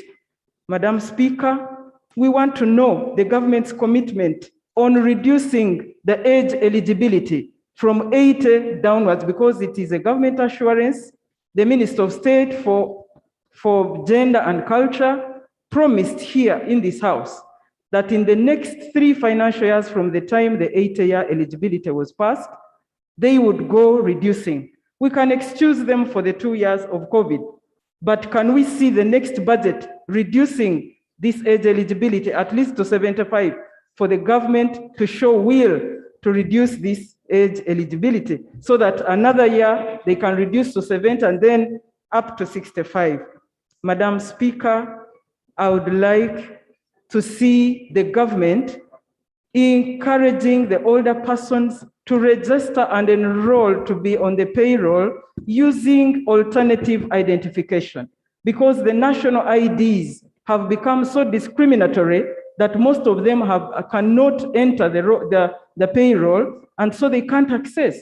Why should we use national IDs when we know these older persons, biometric machines did not read their thumbprints, when we know some of them, their IDs were wrongly spelled on their names, and many other flaws that are on IDs? So, Madam Speaker, can they be allowed to use alternative identification so that all the older persons that are eligible can access this payroll? I thank you. I wish all the older persons a good International Day for Older Persons. Thank you. James, then Commissioner, you come.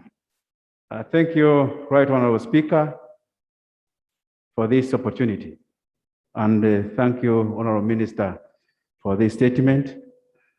Honorable Minister, through you, Madam Speaker, you ought to know that Uganda is Ugandan policy on SAGE is helpful, but also a lot is needed. Because apparently, the members of parliament representing the elderly, none is 80. None of them is 80 years. But the elderly, Honorable, was that a requirement? Yeah, no, I'm trying that to bring, a requirement for I'm them trying to be to bring a elected? point, Madam Speaker, where to correlate how our people there, why should you not be an elderly person supposed to get SAGE before you clock 80? We need to address that. I think it is in your interest as members of parliament representing elderly and as this house to make sure we correct that anomaly. And I write, Honorable Speaker, through you, the Prime Minister really should take this one up, because the elderly are down there are suffering. And also, Madam Speaker, we need to also correlate the policy with the lifespan of Uganda. What the lifespan of Ugandans? Life expectancy, rather. 63 years. Why should we subject these people to that suffering? Then, Madam Speaker, another issue. I would want that as we celebrate, and we are happy surely to celebrate these elderly people, because they have produced us and they have nurtured us and we are here. But it is this time we need to think as a government. Can we now look at how we can safeguard these people through health insurance? Because many elderly people are suffering.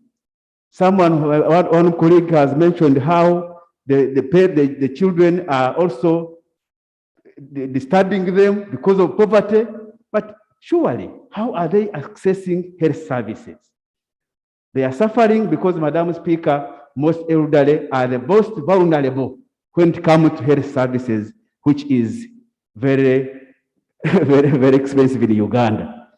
And Madam Speaker, I wanted also to bring another point, that it is at this point, Madam Speaker, the government, while we are celebrating, to look at how we can prepare youth and the middle-aged people to have sustainable life.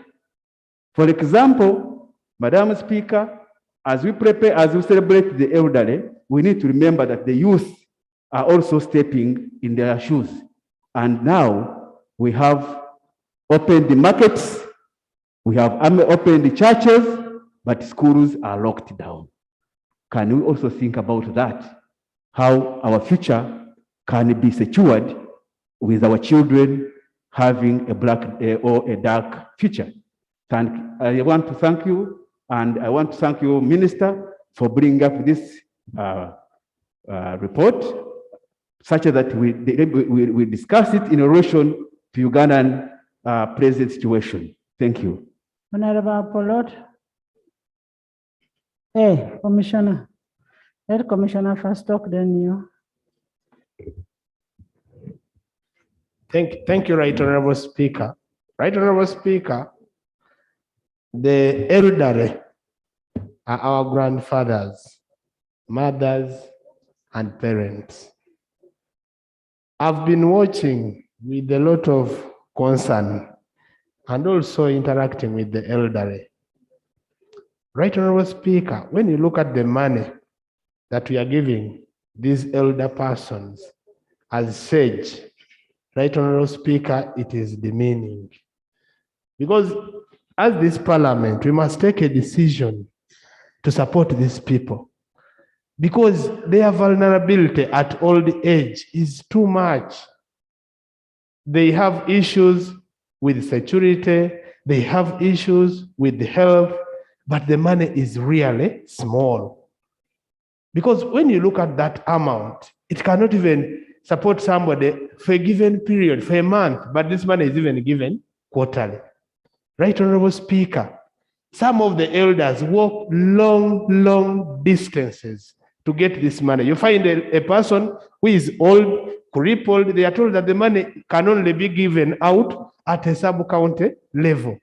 Why can't we tell the minister to tell his people down that when you're giving money to the older persons, why can't they deliver to them the money? Since these people are few in a community and they are known, why do you make older persons to walk this long distance? Right Honorable Speaker, I want to give you a testimony, and it's a rare one, Right Honorable Speaker, that shows how much vulnerable these people are. There was a community where 3 elders came to me that young men have reached the extent of saying that they are looking for older persons to cut off their hair and smoke the gray hair. Just imagine that. When these people get this, it is like sacrifice. These people were traumatized. Just imagine that extent. So, Honorable Minister, when you are handling this, and I'm going to give you that information and even the area, I don't want to say it here on record because the elder people came to me in person. Right Honorable Speaker, when the minister and when us as Parliament and Ugandans are celebrating this day, we should commit that we are going to tackle and help to sort out the issue of vulnerability of elder persons in Uganda. Because if you step on the shoulders of the old, you are able to see far. And the older, the farther you see. I beg to submit. Thank you, Honorable Polot. Thank you very much, Right Honorable Speaker. Members, I want to refer you to Rule 52 on a debate, on a statement of Thank you a very much. minister. We should limit the debate. I appreciate the report presented by the Honorable Minister. Madam Speaker, it was in Kumi District when the national rollout was done for payment of the older persons. I am really in support of most of the submissions in terms of raising the pay and having considerable approaches. Madam Speaker, I wanted the Honorable Minister to give us specific information on when the arrears of the older persons will be paid. I thank my colleague because she raised it. But as representatives, they have been asking us on when this money can be paid. My prayer is that the payment is actually handled as soon as possible. You are aware, Madam Speaker, the effect of the COVID-19 and how the families are. Madam Speaker, the other challenge I realized was the enrollment of the older persons. Enrollment has been so much challenging because of the demands, especially in the area of national identification. Near as we speak now is not as effective as it used to be. And we have most of the older persons who have clocked 80 and they have nowhere to go. Madam Speaker, I want to plead with your office that this matter is agreed on. And also the bank was changed, Madam Speaker, but there was inadequate sensitization of the older persons and the caretakers on change of the bank, that is from Post Bank to Centenary. Because I've also been getting those questions, how I pray that the ministry spares some resources to actually give adequate sensitization on the change of the bank. Why was the change and the rest? And finally, Madam Speaker, as we now use Centenary, I want to plead that the bank uses adequate staff, because it has always happened that on a particular venue when the payment is done, these people leave before completing the what? The payments. And they force the older persons again to move to a different sub-county in order to get this money. We know that these are vulnerable people. Let us do what is possible to make them access this small money in a simple way. I thank you, Madam Speaker.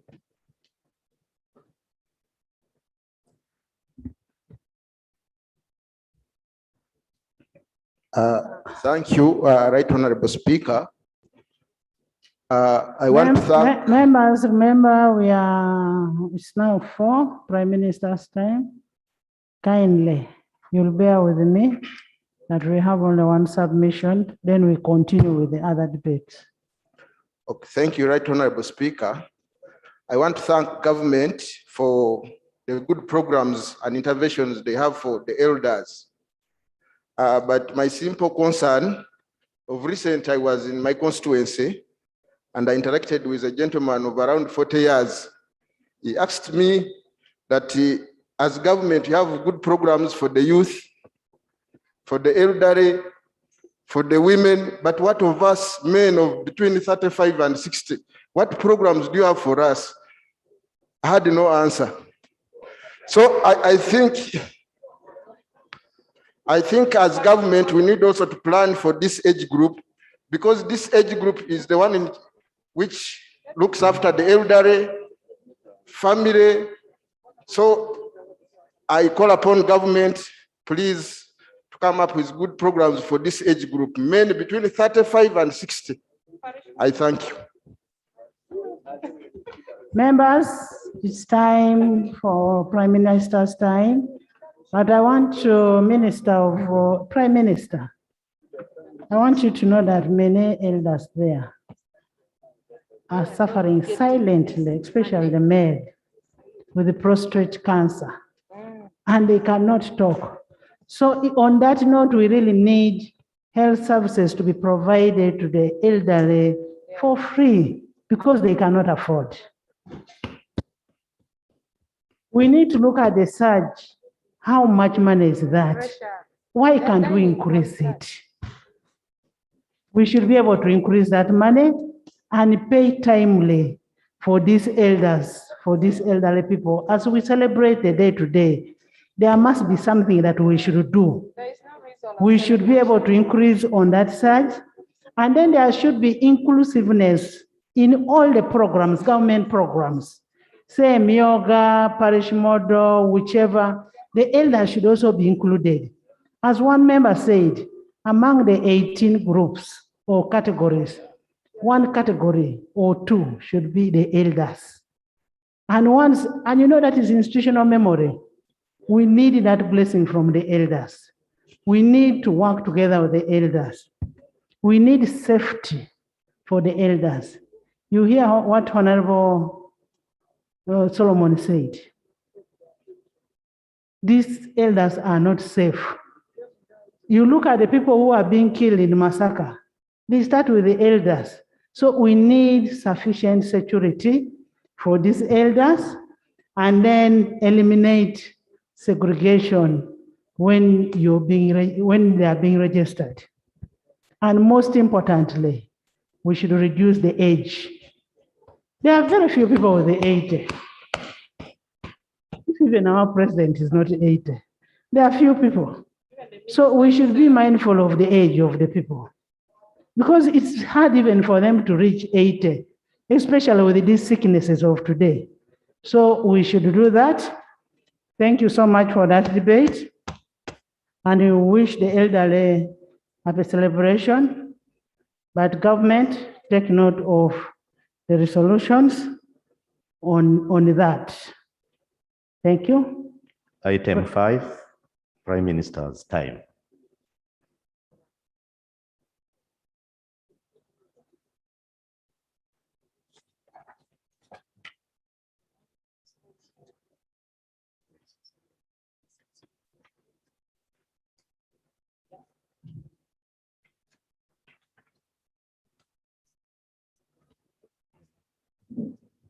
Right Honorable Speaker and colleagues, since it has been our practice for the Prime Minister to bring a statement of business for the preceding week, allow me under Rule 28 of our Rules of Procedure that requires me as leader of So, government Prime business. Minister, after you make the statement, then you continue Yes. with your responses. Yes, Right Honorable Speaker.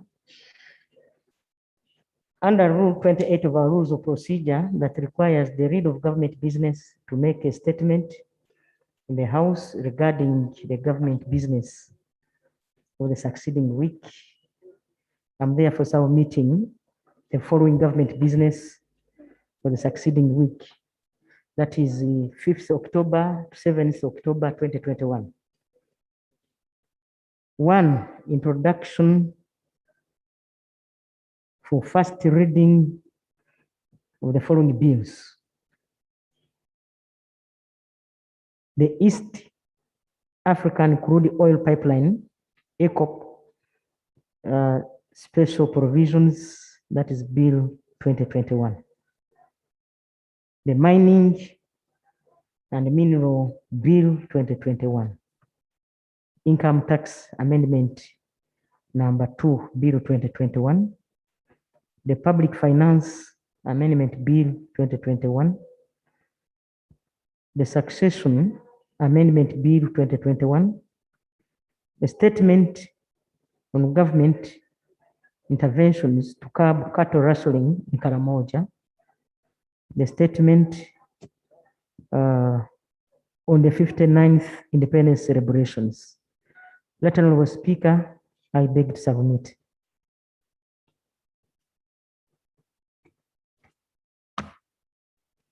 Right Honorable Speaker, this time around the questions were a bit lengthy. You will bear with me, but my answers are quite short. The Honorable Veronica, woman member of Parliament, Bukomansindi District since 2020, says that since 2012, many foreign business and multinationals have closed business in Uganda, and many others are projected to follow suit. Among these are Shoprite, Game, Pep stores, Etihad Airways, Nakumat, Gulf Air, Uchumi, Steers, British Airways, Shell, Bakaris, Nando's, Taxis, Orange, and AfriShell, all leaving the Ugandan market since 2012.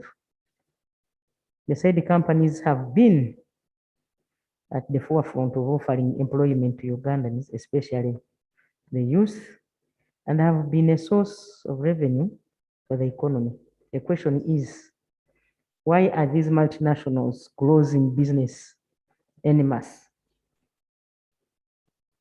My response is, it's not true that businesses are closing en masse. Each of these companies have peculiar reasons for their closure.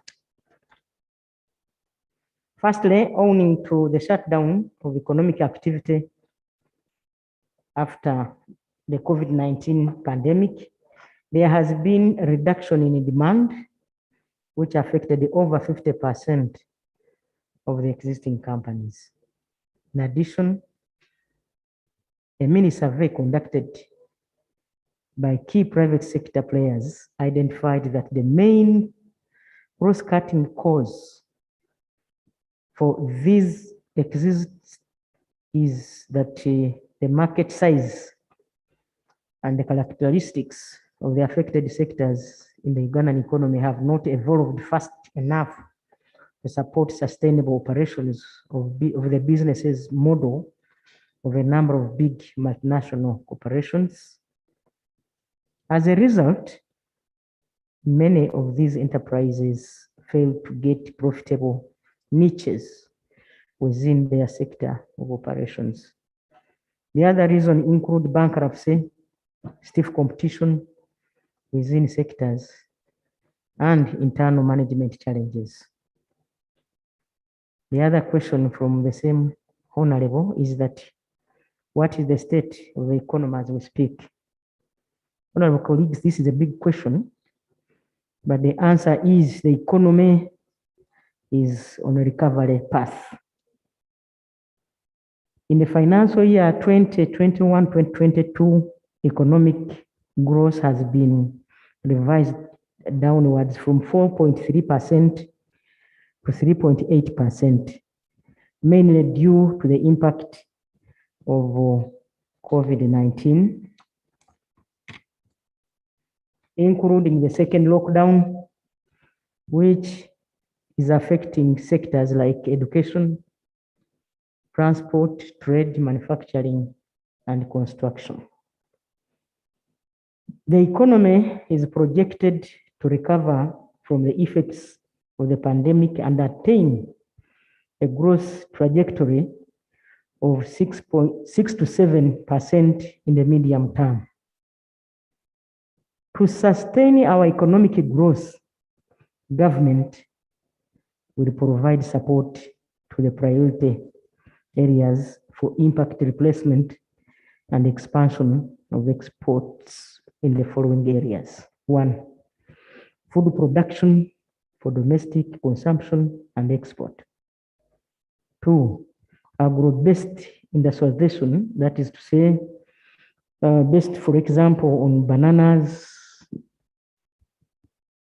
maize, Irish potatoes, cassava, sugarcane, tea, coffee, livestock, and their products, fish, to mention but a few.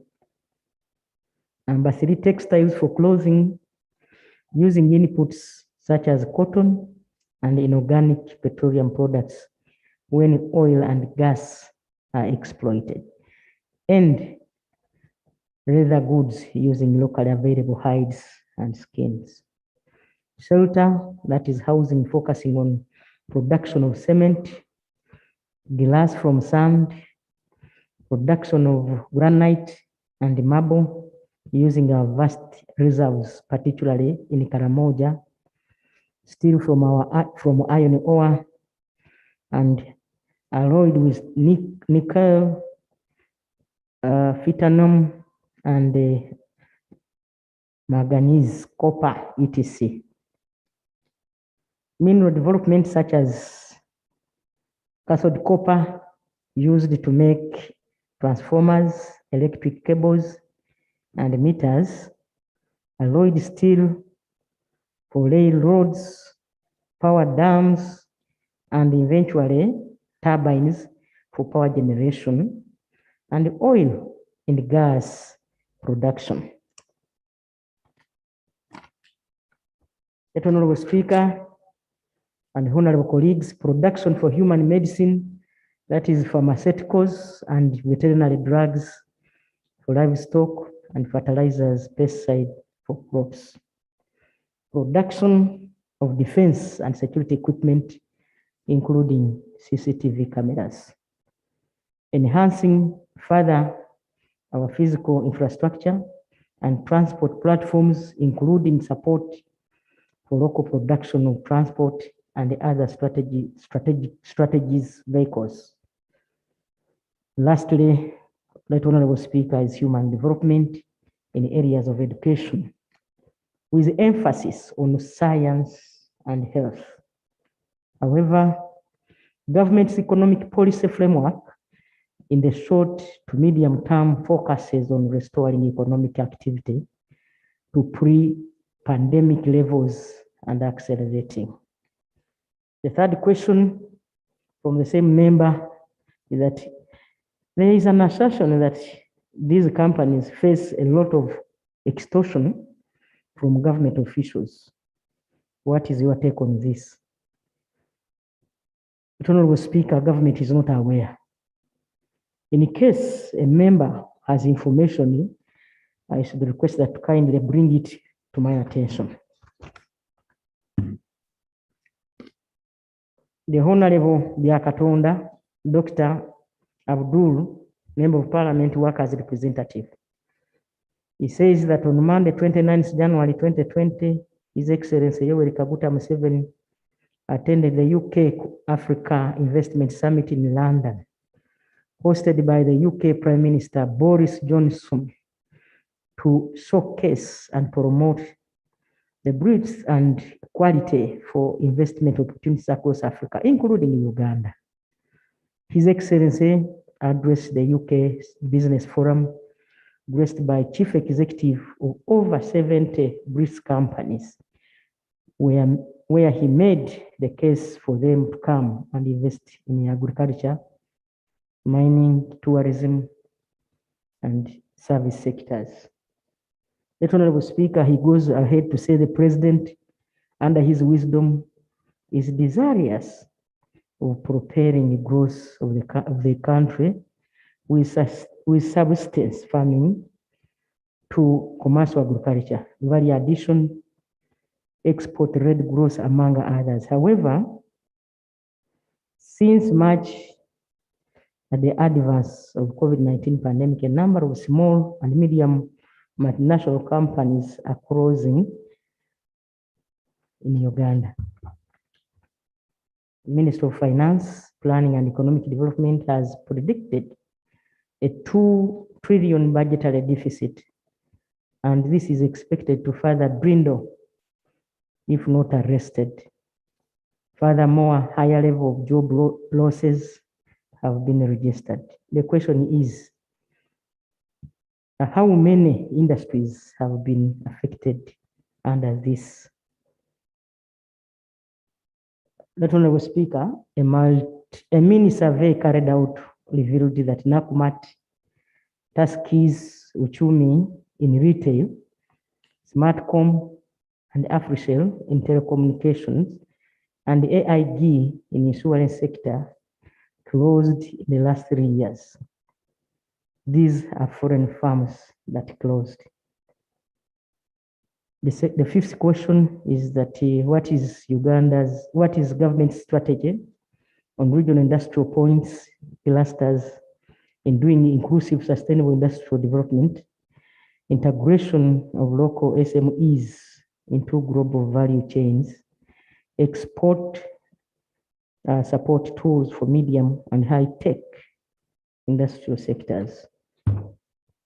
That Honorable Speaker, the answer is developing industrial parks at each of the zones across the country, like we have done before.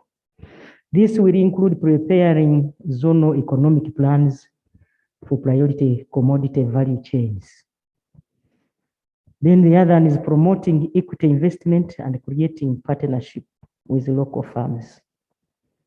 C is implementing the BUBU policy to support local manufacturing and the supply of local procured raw materials in foreign-owned farms.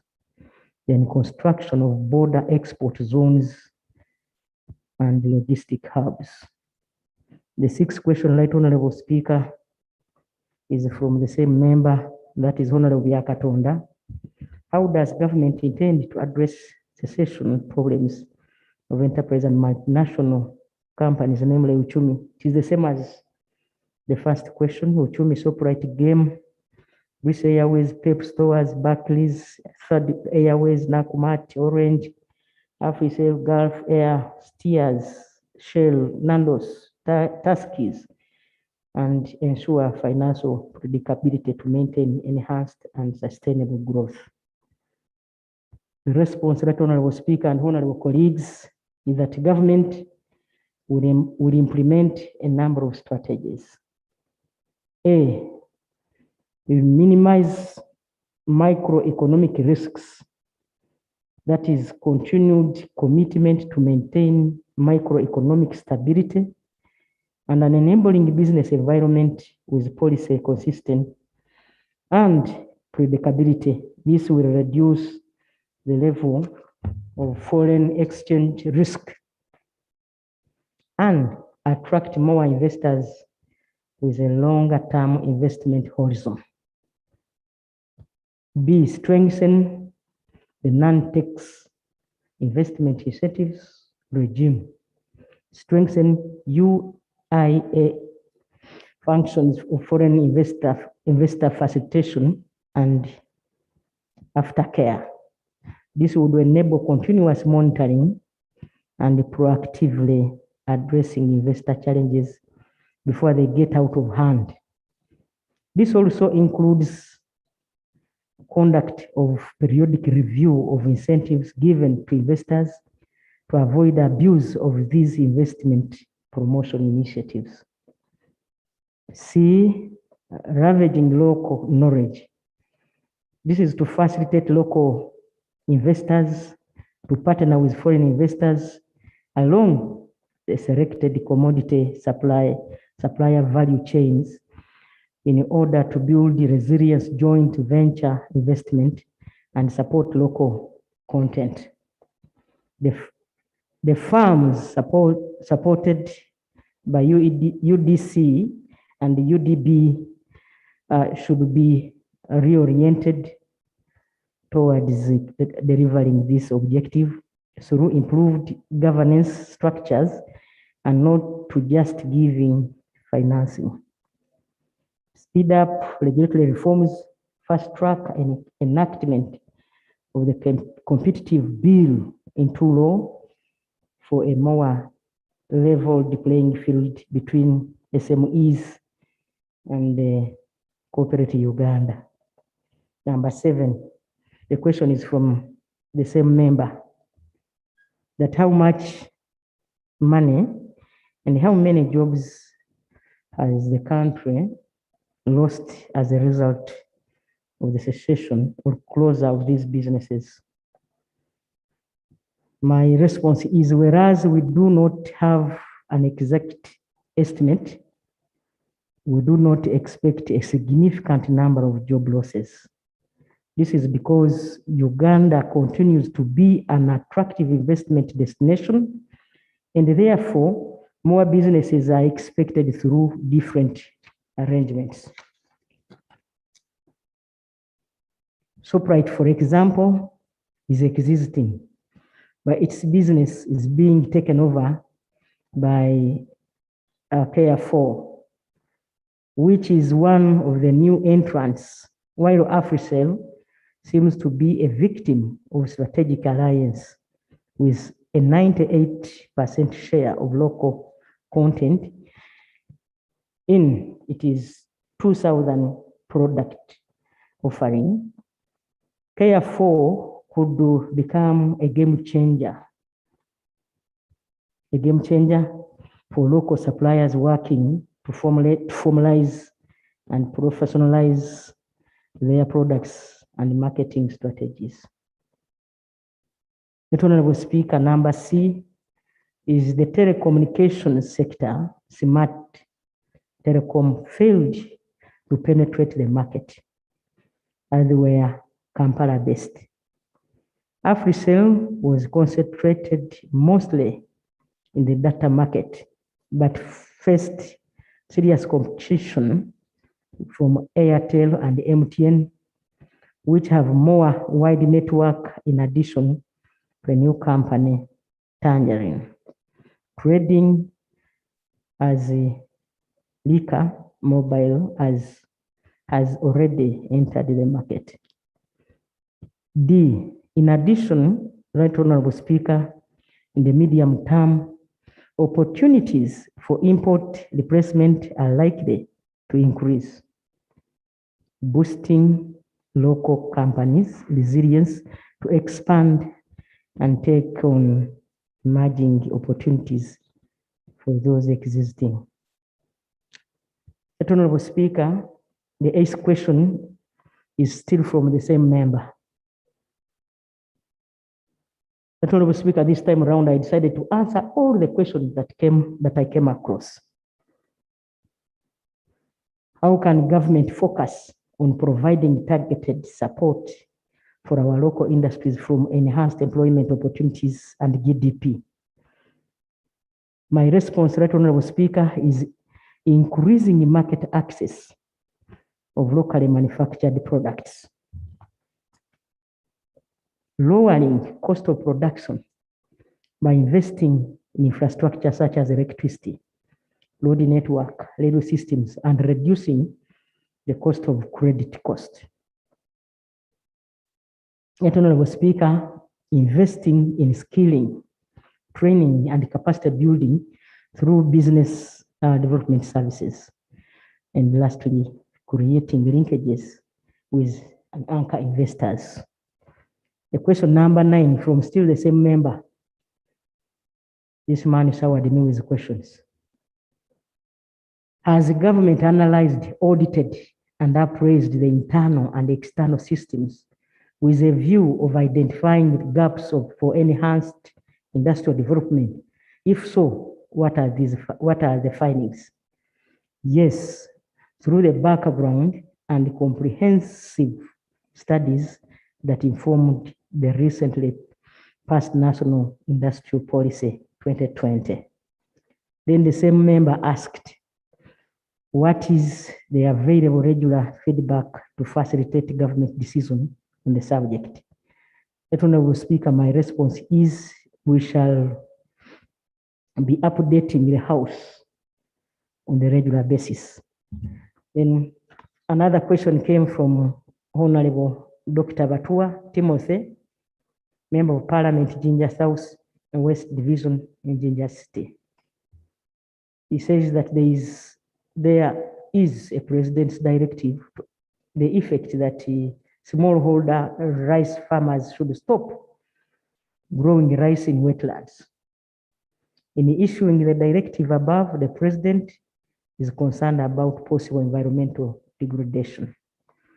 Mindful that the affected farmers don't use fertilizers, mechanization, herbicides, or any other chemical inputs which would otherwise distort the ecology of the wetlands, as the case is in developed rice growing countries like India, China, and Pakistan. Given that the threats to the environment are obstruct and non-existent because the farmers use traditional farming methods, the question is, can the government vacate the directive and instead issue a mitigation protocol that allows for both rice growing and the protection of the environment, since this activity is major livelihood stream in these sub-regions that the UBOS report rightly states as the poorest sub-regions in Uganda.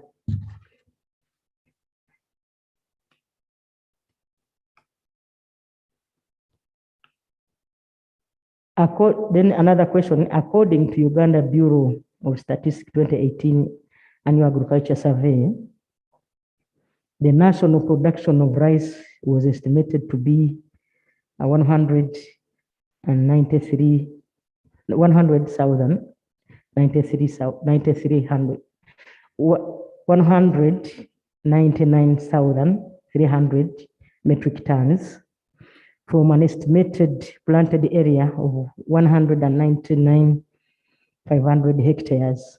The production of rice has significant in 12 out of 14 sub-regions. Busoga with 55,200 metric tons registered the highest rice production, followed by Bukedi 31,700 and Acholi 27,100 metric tons.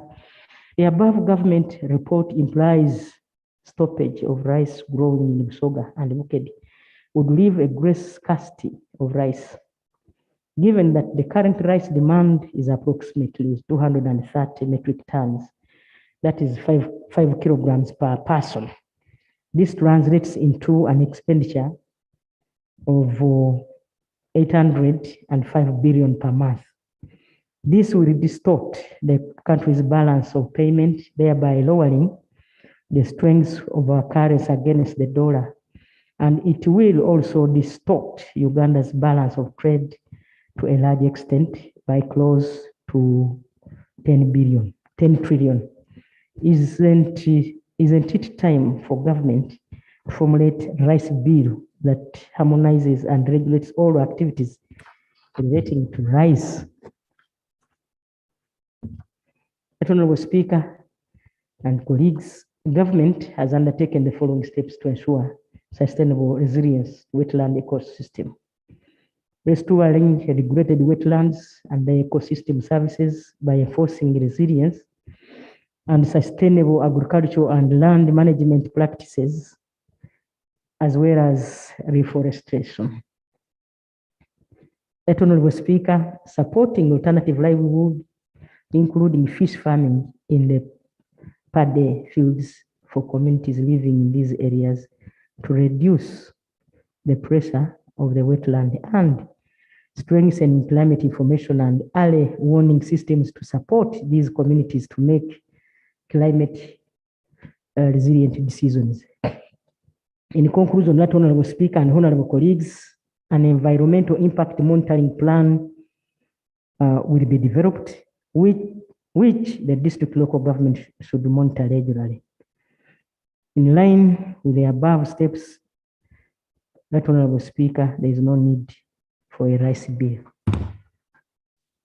Question number 13 from Honorable Kaya Christine Nakimwero, woman member of Parliament, Chiwoga District, asked the following questions.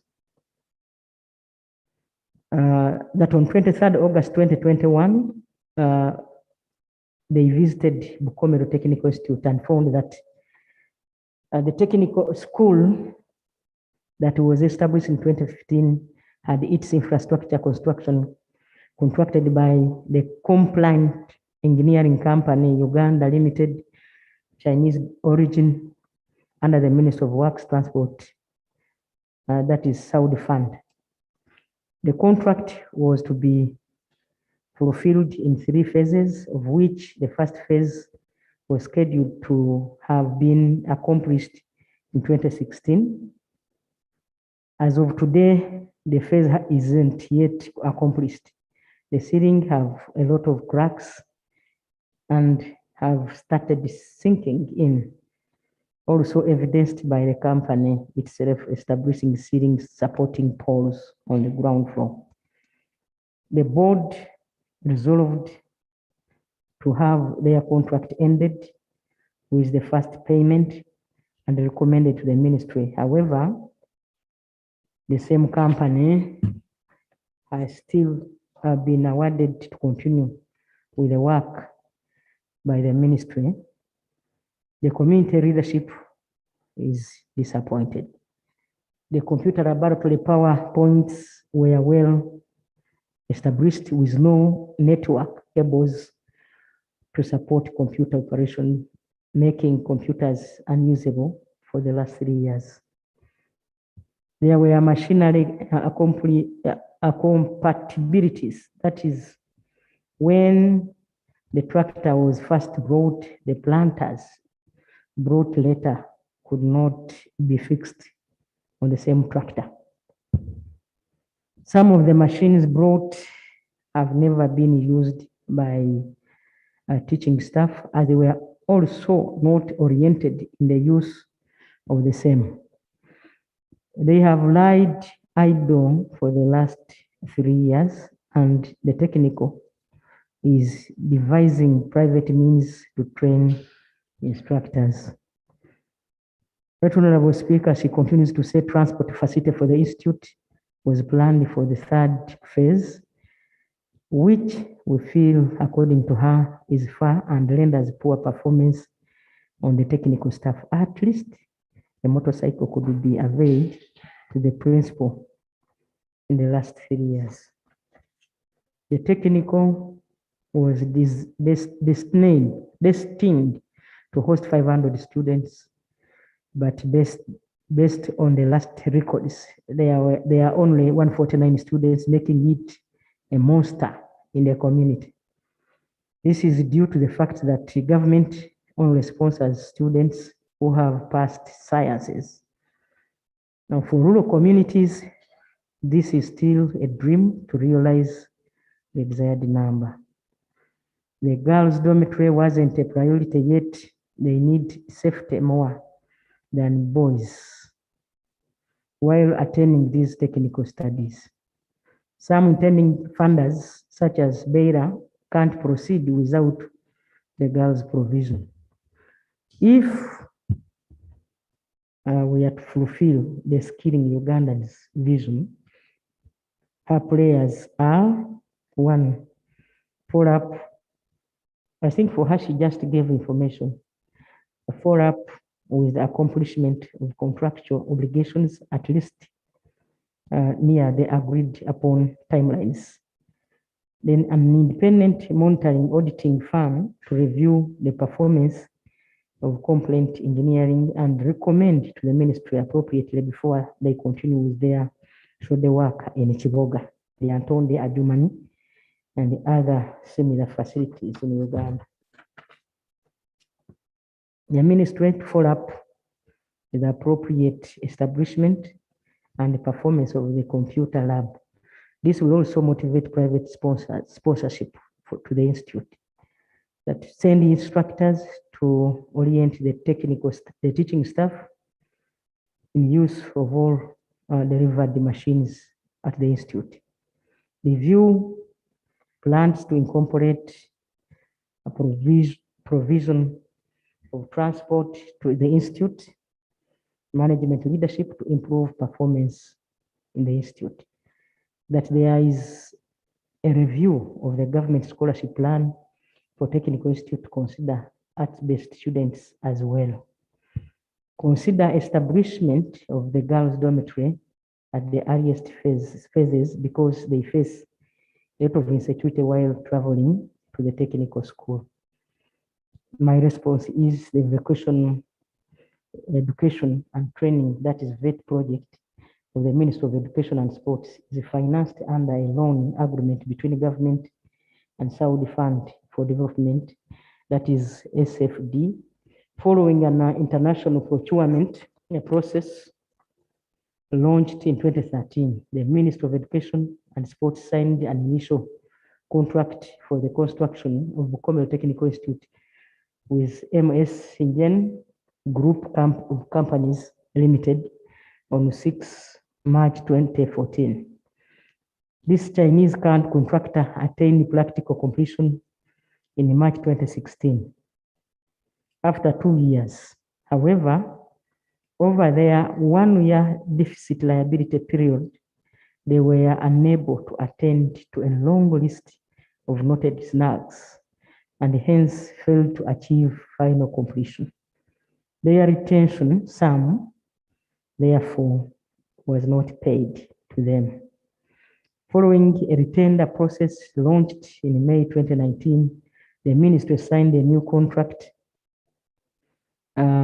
with a different Chinese contractor, that is MS Complante Engineering and Trade Limited, on 4th December 2019 to complete the outstanding works at the Bukomero Technical Institute, as well as the Antonde Amero Bukedia Technical Institute.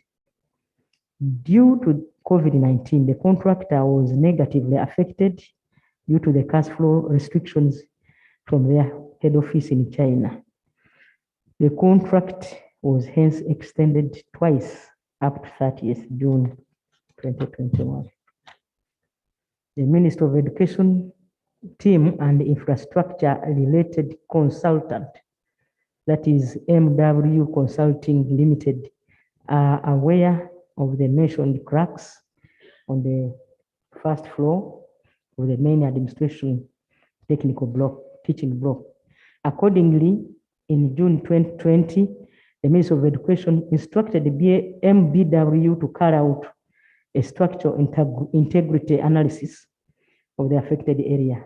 The report submitted by the consultant in August 2020 indicated that the cracks of the first floor walls and related had been caused by a slight deflection in the fully reinforced first floor slab above the ground floor staff room.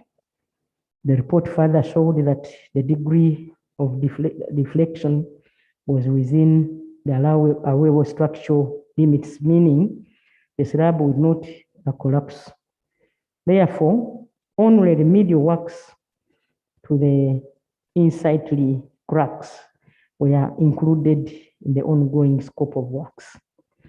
Government's policy is to promote science-related courses in order to improve skills and job creation. However, government has noted the need to reconsider sponsoring art-based students in the medium term.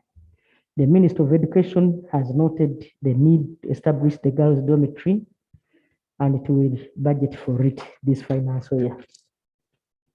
In conclusion, Right Honorable Speaker and colleagues, government through the Minister of Education and Sports provides capitation grants to all government institutes every year to meet their requirements.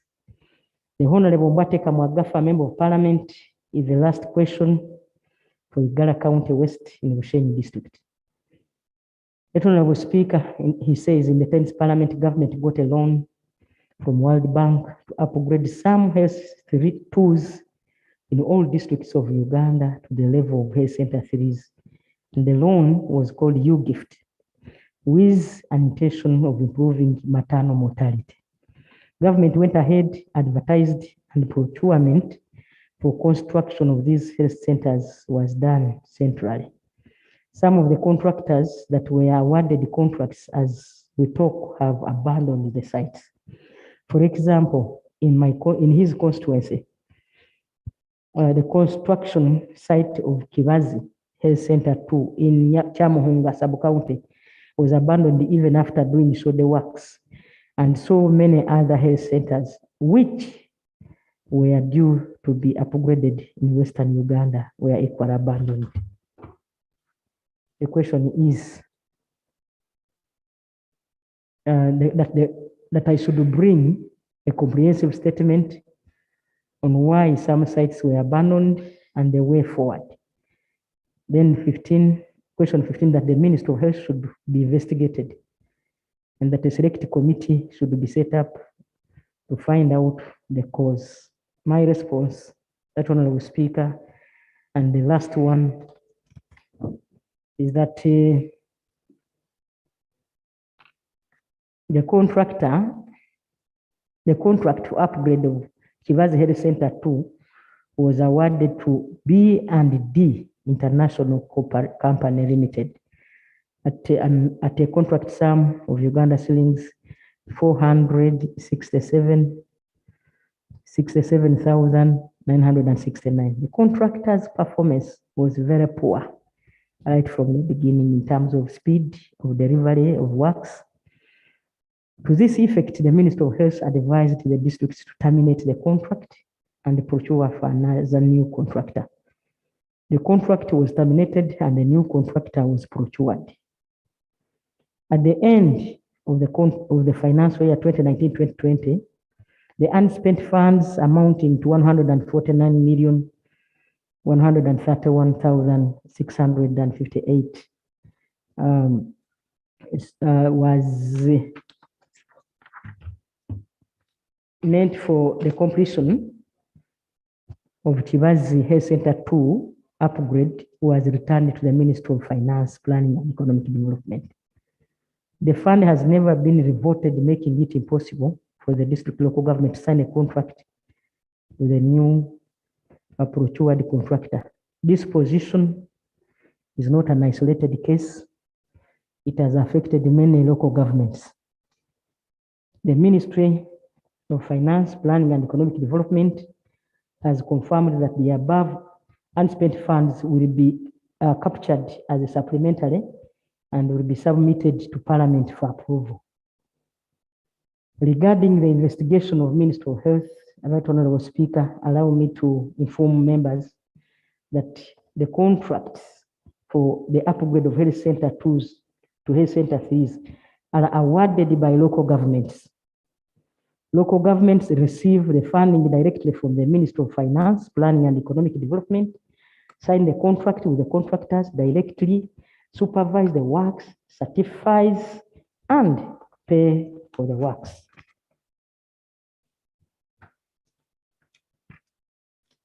Therefore, the Ministry of Health is responsible for, 1, provision of the designs, and 2, they carry out a joint evaluation of bids with local governments, and 3, oversight, monitoring, and supervision. In conclusion, I have informed the Minister of Economic Monitoring, that is Honorable Gwang, to evaluate the performance of this project, that is Uganda Intergovernmental Physical Transfer Program, UGIFT, the entire country, and update the House on the progress. That Honorable Speaker, I'm on time. I want to thank you. And today I don't have any other question. I'm up to date. Thank you so much Thank for you. listening. Thank you, Prime Minister. And members, I request next time when you're asking questions, don't be so much academic. Ask questions that really affect the communities. When you ask something that is academic, I don't know how it benefits the population, but I want to refer you before you leave, Madam, on the issue of the technical schools. I got more interested when I saw Bouquet there, and they said they had extended the time up to June 2021. What I can report to you is that the technical school is not done. I wish you could one time visit it and see, so that you see what to do with it. Yes, thank you. I want to thank you. Honorable Court, is it on the Prime Minister's time? Yes, Right Honorable Speaker. I want to refer you to the rules that we should not handle that issue for over 45 minutes. I just wanted to say We've something. actually spent over 1 hour on it. So can we look at the tobacco issue? Much obliged. Statement on tobacco. Item 3, Roman 2, statement on the status of payment of tobacco farmers in the Buenos sub-region.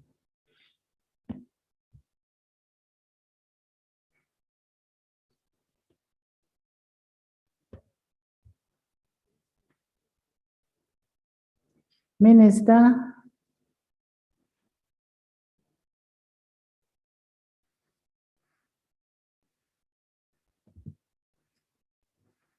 Right Honorable Speaker, when I was appointed Prime Minister, that was one of my first assignment I did. Right Honorable Speaker, currently, what I know, in the meeting which we last had last week, is that the Ministry of Trade has not yet paid the tobacco farmers. They have entered into agreement with the tobacco companies. So that, because remember, the tobacco companies are supposed to refund this money to government. So already Nima Tabak has entered into agreement with the Ministry of Trade and Industry. Thank you. Continental has not yet entered into agreement, and I believe this week, because they are Kenyan based, I think this week they will enter into agreement. I believe that Parliament will handle this matter when government is done with the process. Thank you so much. Honorable Prime Minister, what we asked the minister to lay on table was, it's unfortunate that you're not in the house that day, is the MOU. Because you cannot pay before you have the MOU. So we agreed as a house, first of all, we are not a bank of other institutions. So for us to be able to give out the money to to Continental and the other company, there must be an MOU that should be laid on table as you go ahead. Then you will go ahead and do the payment. What we want is an MOU as an institution. Yeah, I want the Prime Minister to know what we wanted. Like I have told you, Right Honorable Speaker and honorable colleagues, there is only one MOU so far with Nima Tabak. Continental is yet, because like I've told you, that company is Kenyan based. So we are told that they will come this week, and I have not got an update as of now. But I want to assure colleagues that the money is secure. We have not yet paid, and we are going to pay the tobacco farmers very soon. So members, no payment will be made until we have an MOU on table. The 11 billion will not be paid. Remember, we provided for that 11 billion. It will not be paid, and there will be a joint verification of the beneficiaries as agreed in the last session. Yes, procedure. Thank you, Right Honorable. The procedure point I raise on. Right Honorable, you are the Prime Minister is being left, and I want to ask the Prime Minister this, because she's bothering to answer this question. Right Honorable, the Minister was here, and she saw this matter on the order paper, and she deliberately walked out and left the house. And I wanted to talk this when the Prime Minister is here, because you cannot come to the house, see yourself on the order paper, and you are the next on the agenda. She had the document, and then you walk out. Is it procedure right for our ministers to continue behaving like this, and to make the Prime Minister stressed and to keep coming and answering questions when she should be seated and guiding the country strategically at a higher level? Members, I want to maybe just give you an information. The status of payment of tobacco farmers in Buenos sub-region was given to us. It was given to the clerk. I have a copy, but because we're not satisfied with what we got, we want a full response. I asked him to come on Tuesday to present, and he's coming back on Tuesday to present. He asked for permission to go. He did not just walk out. Honorable Bahati is a very respectful person, so there was something that was raised by Honorable Feta on West Nile. West Nile, we are talking about money that was provided for in the 10th Parliament, and this was a pledge that the President made in Bunyoro. The issue of West Nile, it's good we are going into a budgeting time. You should now bring it up as an item on its own.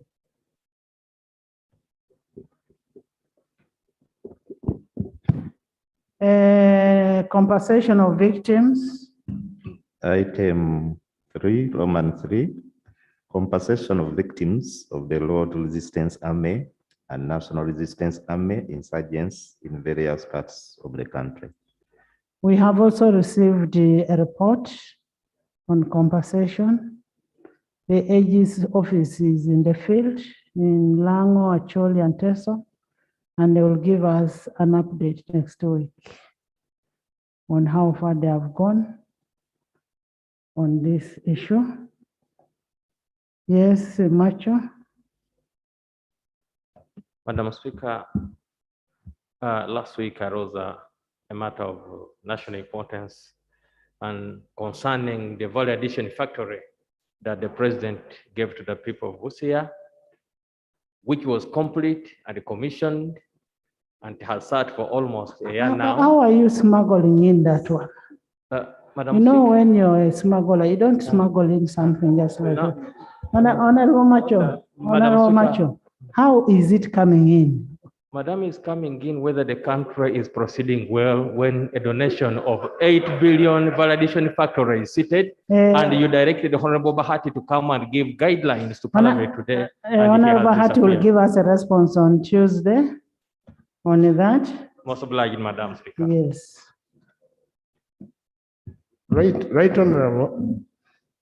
I thank you. And the procedure point I'm raising on, and before the Prime Minister leaves, when we are talking about compensation of victims of the Lord's Resistance Army, we requested, and I stood up myself that time, and I requested the Attorney General to include Busoga region, where Lakwena, the Holy Spirit movement, took people's cows, destroyed property, and it is not mentioned anywhere, Right Honorable. So the procedure point I'm raising on is, wouldn't it be procedural right to include Busoga in the issue of compensation, because we had the whole, and also Teso, Busoga, Teso, Bukedeya, so that the thing is handled comprehensively. There's a difference between Lakwena and Lord Resistance. Right Honorable, Lakwena is the Holy Anyway. Spirit movement. Members, we have a number of areas that are affected. West Nile will come up, Renzori will come up, Bugis will come up, Busoga will come up. All those areas will come up. Kapchora will come up. So what we need to do, let's move phase by phase. Now we are going into, and as I've said, we are going into a budgeting time. So even if you now started talking about Sebei, is there a budget for it? So what we need to do, have a session of all areas that are affected, budget for it, and have it sorted region per region. Agnes? Thank you. Right Honorable, on the order paper, the statement that we are expecting from the minister is compensation of victims of the Lord's Resistance Army and other areas. That is what the statement says. In what? It is compensation of victims of Lord Resistance Army, LRA, and National Resistance Army, NRA, insurgencies in various parts of the country. In various parts of the country. Therefore, Right Honorable, would we be proceeding well if we say that we allow the minister to present for only one region? Rather, I would think, even if other regions are not budgeted for, but they are highlighted as regions that are known to have been affected by war, and then we capture them and we plan accordingly, Right Honorable. But also, right. Procedure. But I was also on a procedural matter, Right Honorable. Madam Speaker. Who was on a procedural matter? Madam Speaker. Myself, Right Honorable. Okay, leave Agnes to finish first. But Agnes, before you finish your procedural matter, this issue has been in this house for long. It was here in the 10th Parliament. And government has said, we are going to compensate everybody.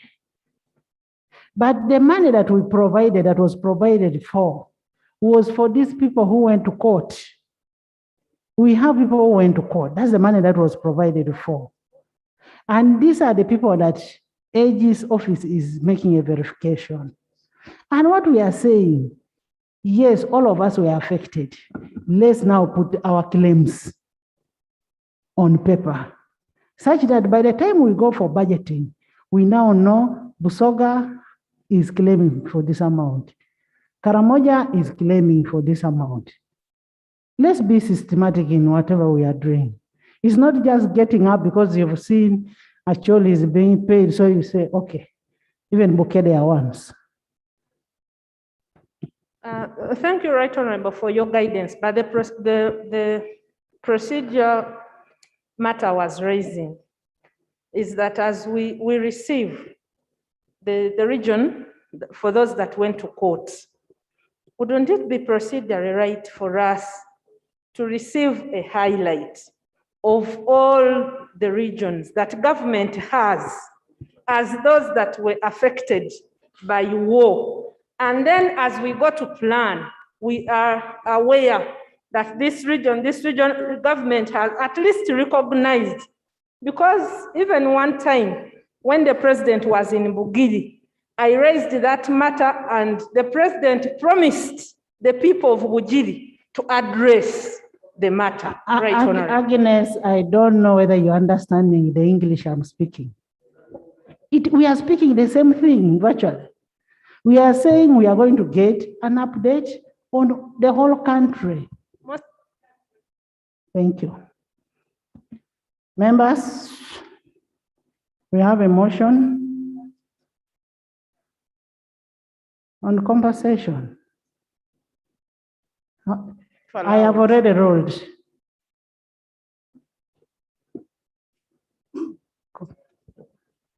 We have private members. We have a motion seeking for leave to introduce a private members bill. Item number 6, motion seeking leave to introduce a private members bill entitled the Administration of Parliament Amendment Bill 2021.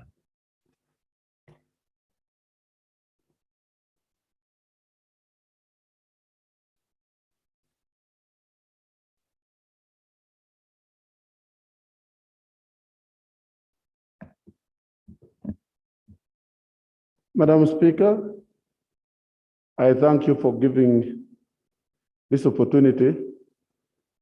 Myself and Honorable Apolot had to sit down to agree because our motion was almost the same. So I am going to be the mover. She will be the person to second. Okay, you can move. So I thank you very much for giving me this opportunity. It has been over 2 months. And unfortunately, I was called yesterday when I was out of Parliament because my site has moved out, so I wasn't around, but I managed to come back. Madam Speaker. Madam Speaker, motion to introduce a private members bill. Move under Article 94, 4B of the Constitution of the Republic of Uganda, 1995, and Rule of Procedure 121 and 122 of the Rule of Procedure of the Parliament of Uganda.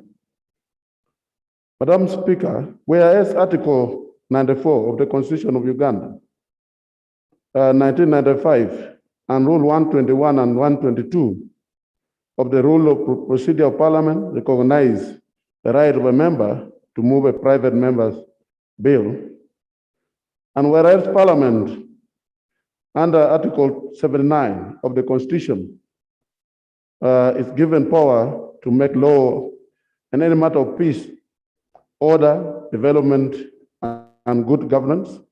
And whereas in the 10th Parliament where I served, of Parliament of Uganda, the Institute for Parliamentary Studies Act was passed into law and subsequently assented to by His Excellency the President of Uganda, with the sole aim of providing for the establishment of the Institute of Parliamentary Studies and to provide for its objectives, functions, composition, management, finances, and other related matters. Aware that the Institute of Parliamentary Studies, prior to the passing of the said act, was a department within the Parliamentary Service being served by staff appointed by Parliamentary Commission, but by provision of the said law was made a separate body corporate with a partial succession and a common seal with the capacity to sue or to be sued in its corporate name and do suffer any other things a body corporate may lawfully do or suffer, and yet remaining under another body corporate, namely the Parliamentary Commission, which under the said law is the overall policy organ of the Institute and responsible for the strategic direction of the Institute.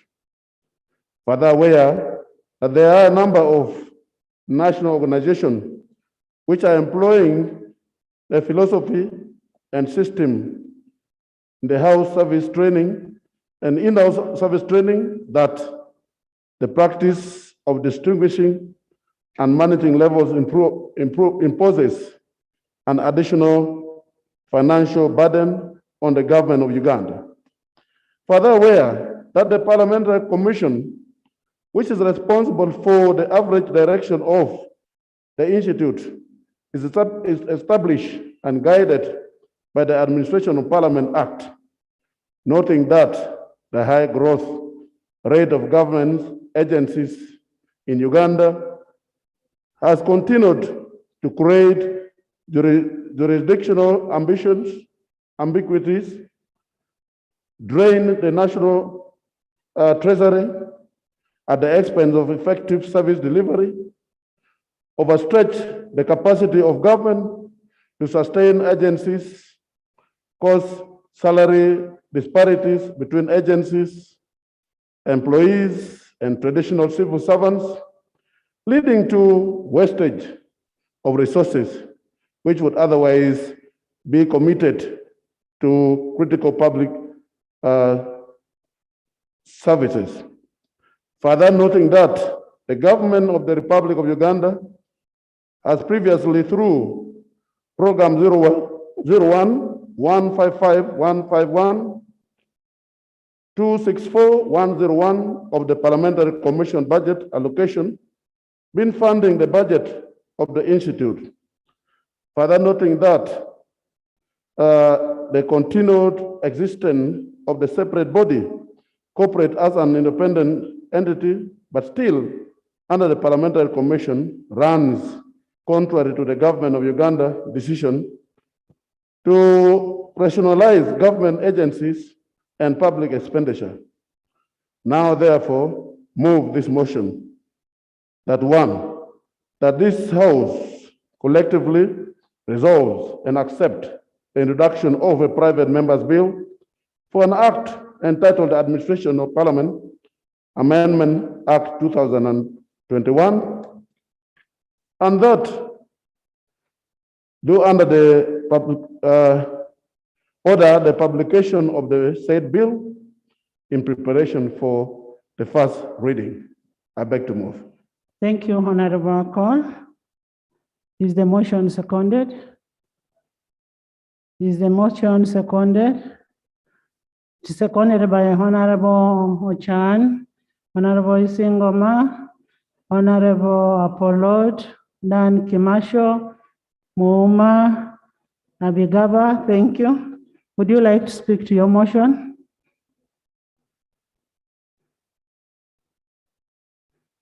Madam Speaker, in the 10th Parliament, I served as the Shadow Minister of Finance, Planning and Economic Development. And I remember one of the issues that I was really emphasizing to the government is how the MDAs have been created by the Act of Parliament, and there are too many in the country and is affecting the operation of the government. I must first of all thank Honorable Bahati. At that time, he was very active. I think he shared that idea in the cabinet. And later on, we realized that they were cutting the number of agencies in the country and bringing them down. So, Madam Speaker, this motion I'm bringing and this amendment is in line with the program of the government to make sure we reduce the cost of running institutions which are too many. And there are a lot of disparities in payment. At one point, I remember analyzing some executive directors who are paid over 50 million, 40-something million, while the people who are in the real ministries are getting mega resources. So this motion I'm speaking for is about the amendment that will help as part of government program to reduce the number of institutions in the government. Apart from that, when I critically look at the Administration of Parliament Act, especially on issue of commission, where my friend Selwanya and others sit, the issue is not very clear about the position of the deputy speaker, and I've included that as part of the amendment that we are going to look into. Madam Speaker, when I look at training as part of the issue that this institute is handling, when you look at the core role of members of parliament or Parliament of Uganda, you realize that training is not a major core component that we should realize that we should be doing as an institute. Because we have the government institution, especially Uganda Management Institute, who is doing a lot of this technical training for the country. We have Law Development Center and many other institutions in the country. So it will divert our major issue and major function as Parliament of Uganda. And actually it increases on the cost of administration. Especially when you look at this institute, it is headed by executive director, who is actually at the same rank like the deputy clerks.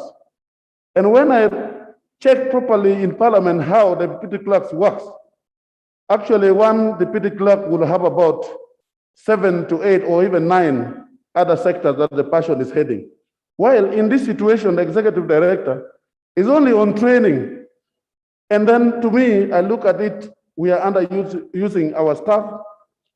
But also at the same time, let me bring it very clear that this amendment will not affect the current people who are employed there, because it has been taken care of in the amendment that are provided.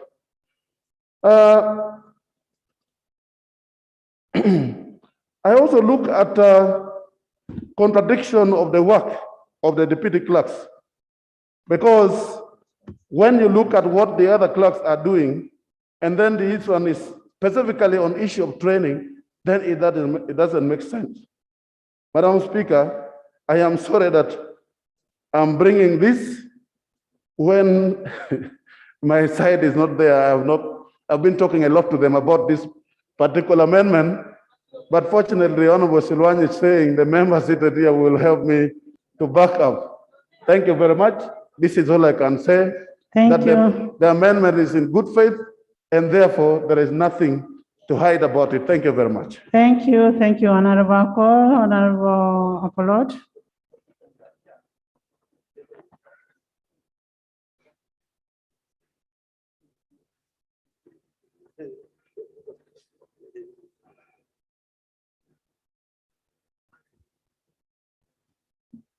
Thank you very much, Right Honorable Speaker. I rise to second the motion on the amendment of the Administration of Parliament Act.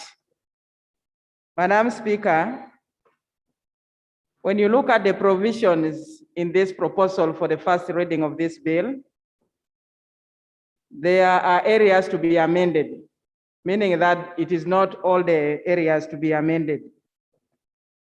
And when we look at the Parliamentary Commission and the Institute of Parliamentary Studies, Madam Speaker, there is a relationship. The aspect of training of members of Parliament, the staff of Parliament, the local government leaders is very paramount. But as an institution, we may not be able to cover everything without the help of others. The roles of members of Parliament and the local government leaders, Madam Speaker, are related. When you look at the legislation, the oversight role and others, meaning that what the Institute of Parliamentary Studies has been undertaking, and when others undertake it, it will not create a very big gap. As a means to cut costs, Madam Speaker, we believe that some saving can be done when this bill is taken into consideration. When we make some saving as a Parliament, we can find a way and a provision of appropriating it further for the benefit of Ugandans, other than doing duplication of services in this entire house. Madam Speaker, I support this motion once again because when you look at the composition of the Parliamentary Commission, the provision is only for the Deputy Speaker of Parliament, for the Right Honorable Speaker of Parliament. And the Deputy Speaker of Parliament is not there.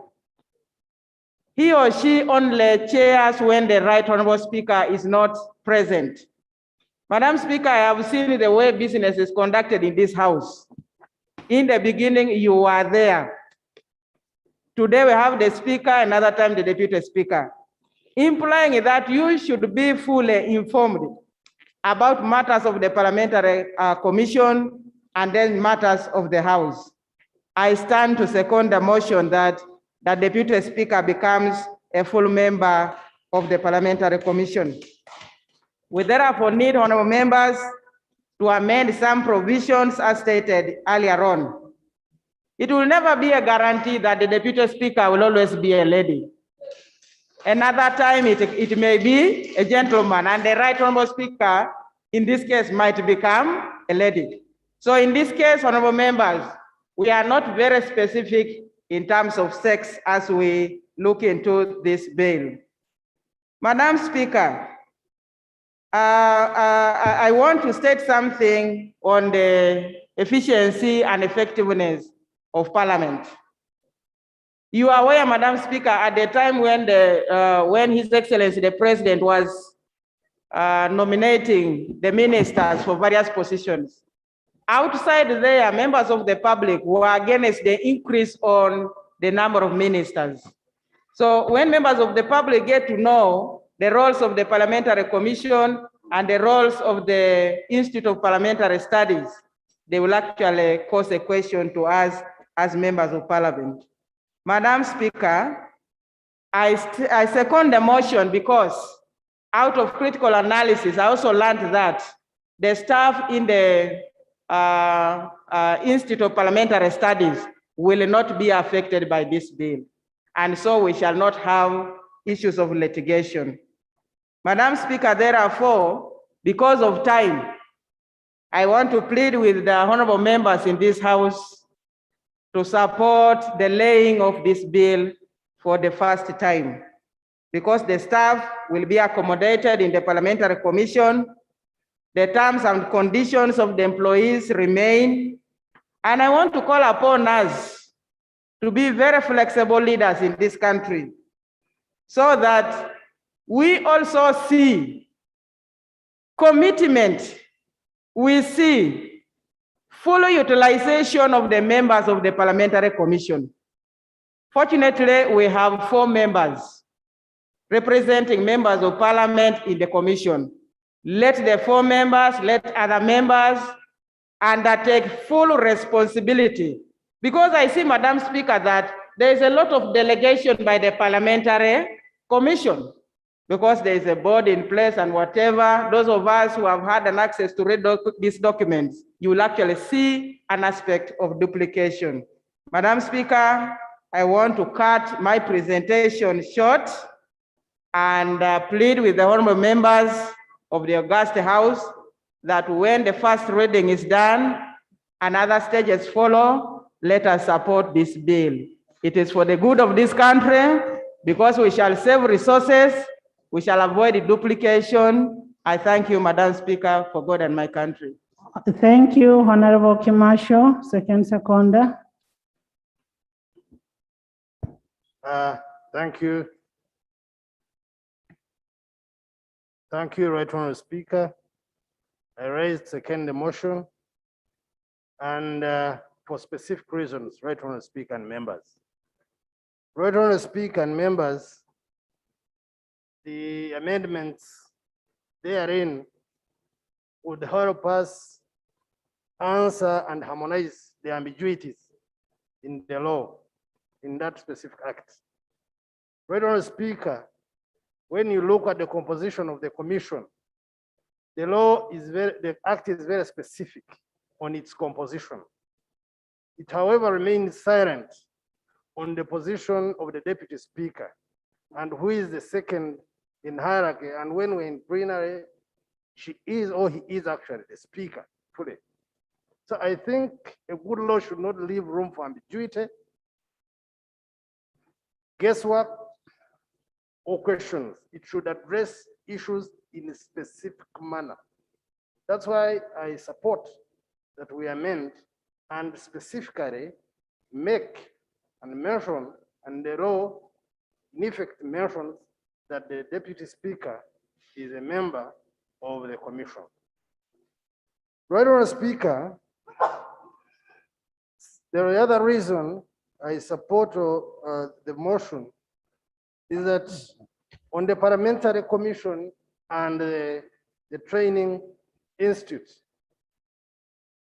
Right, Honorable Speaker, the two can be merged and they can be compatibly, they can be compatible in their working relations, Right, Honorable Speaker. Right, Honorable Speaker, the core mandate of Parliament is not to train. Our core mandate is in a different area, Right, Honorable Speaker.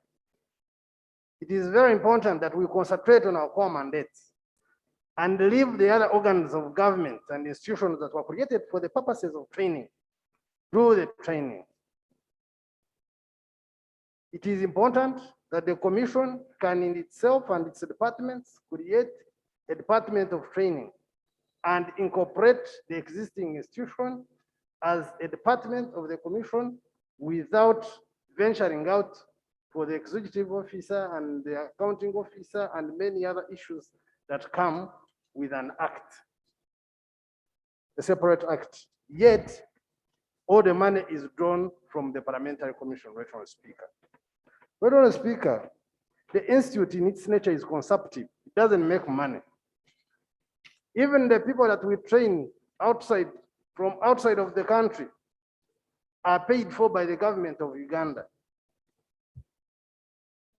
All the costs of the institute are paid for through the parliamentary commission. So the institute in its nature is consumptive and therefore does not add an economic value to our coffers, Right, Honorable Speaker. That's why I think we rather leave the already existing institutions that are fully financed by this government to run the component of training.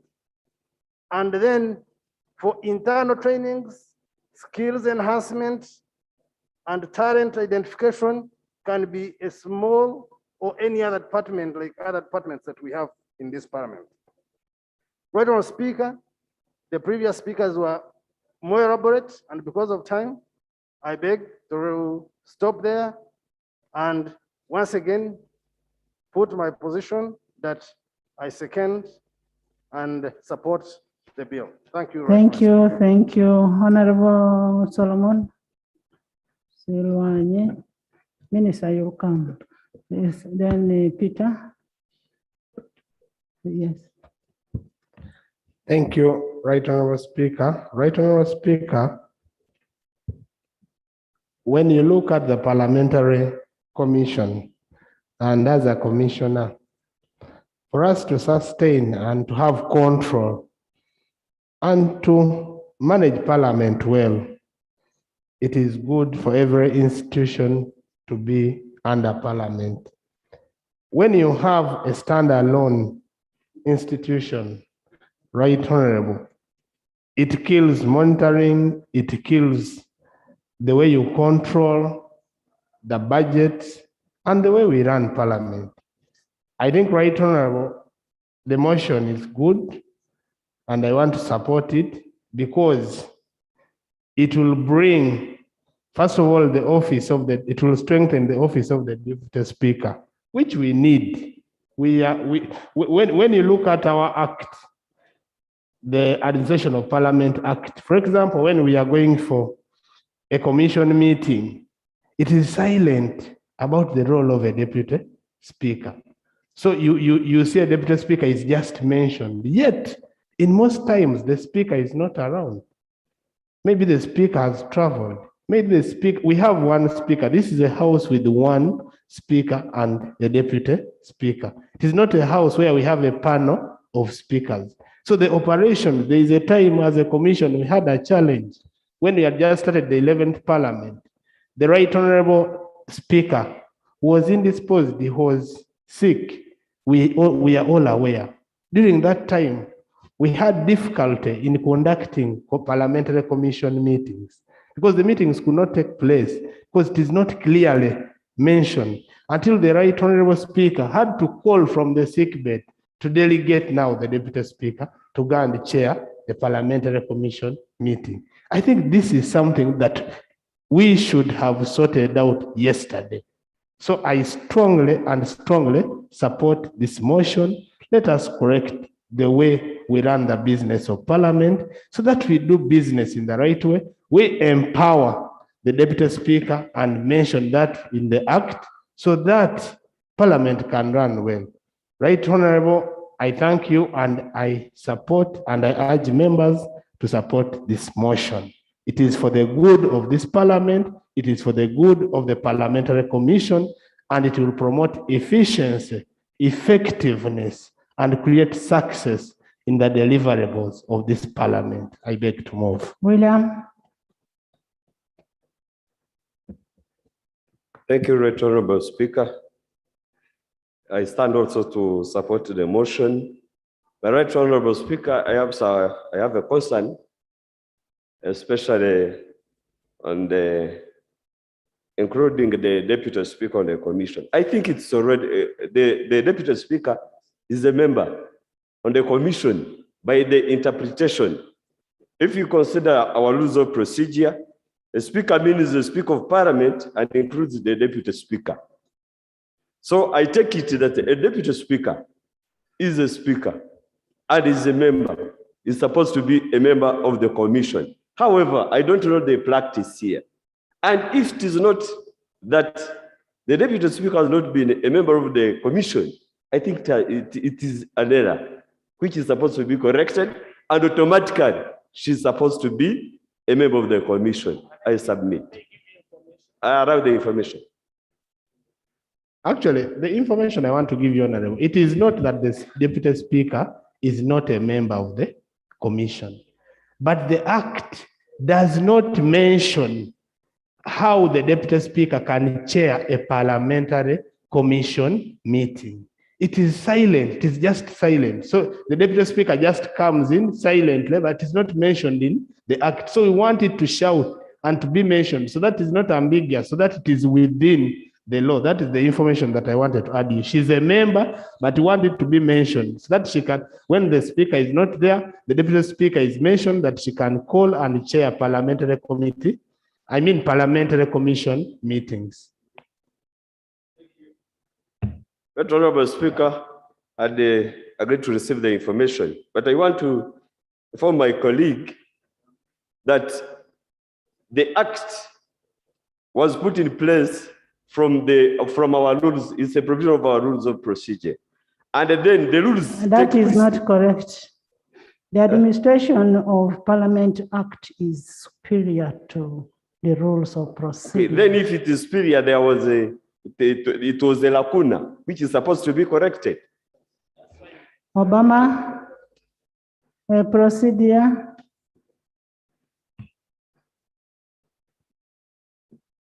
Thank you very much, Right Honorable Speaker.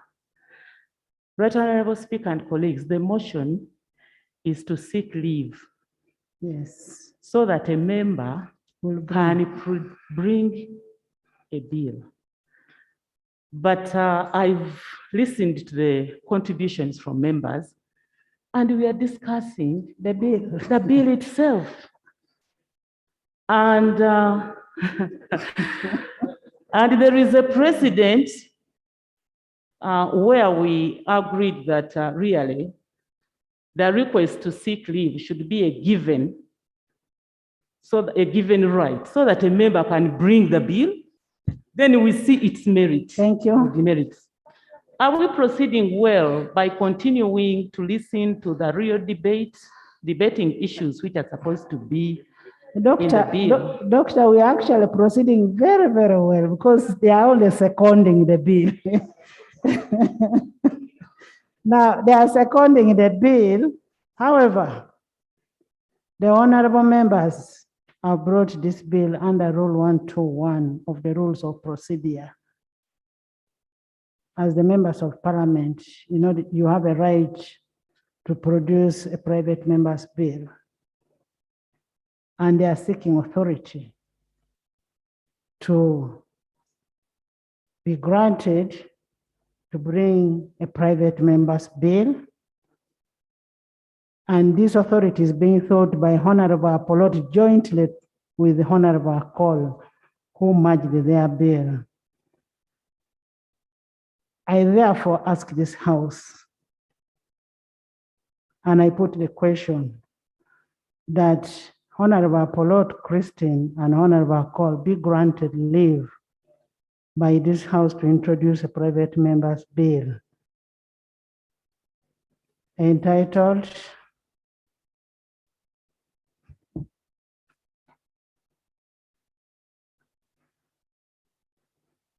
the name of the bill will be entitled a motion seeking a leave to introduce a private member's bill entitled Administration of Parliament Amendment Bill 2021. I therefore put a question. Those in favor say aye, and those against, no. The ayes have it. Thank you so much. Members, I therefore adjourn this House to Tuesday. And thank you for coming.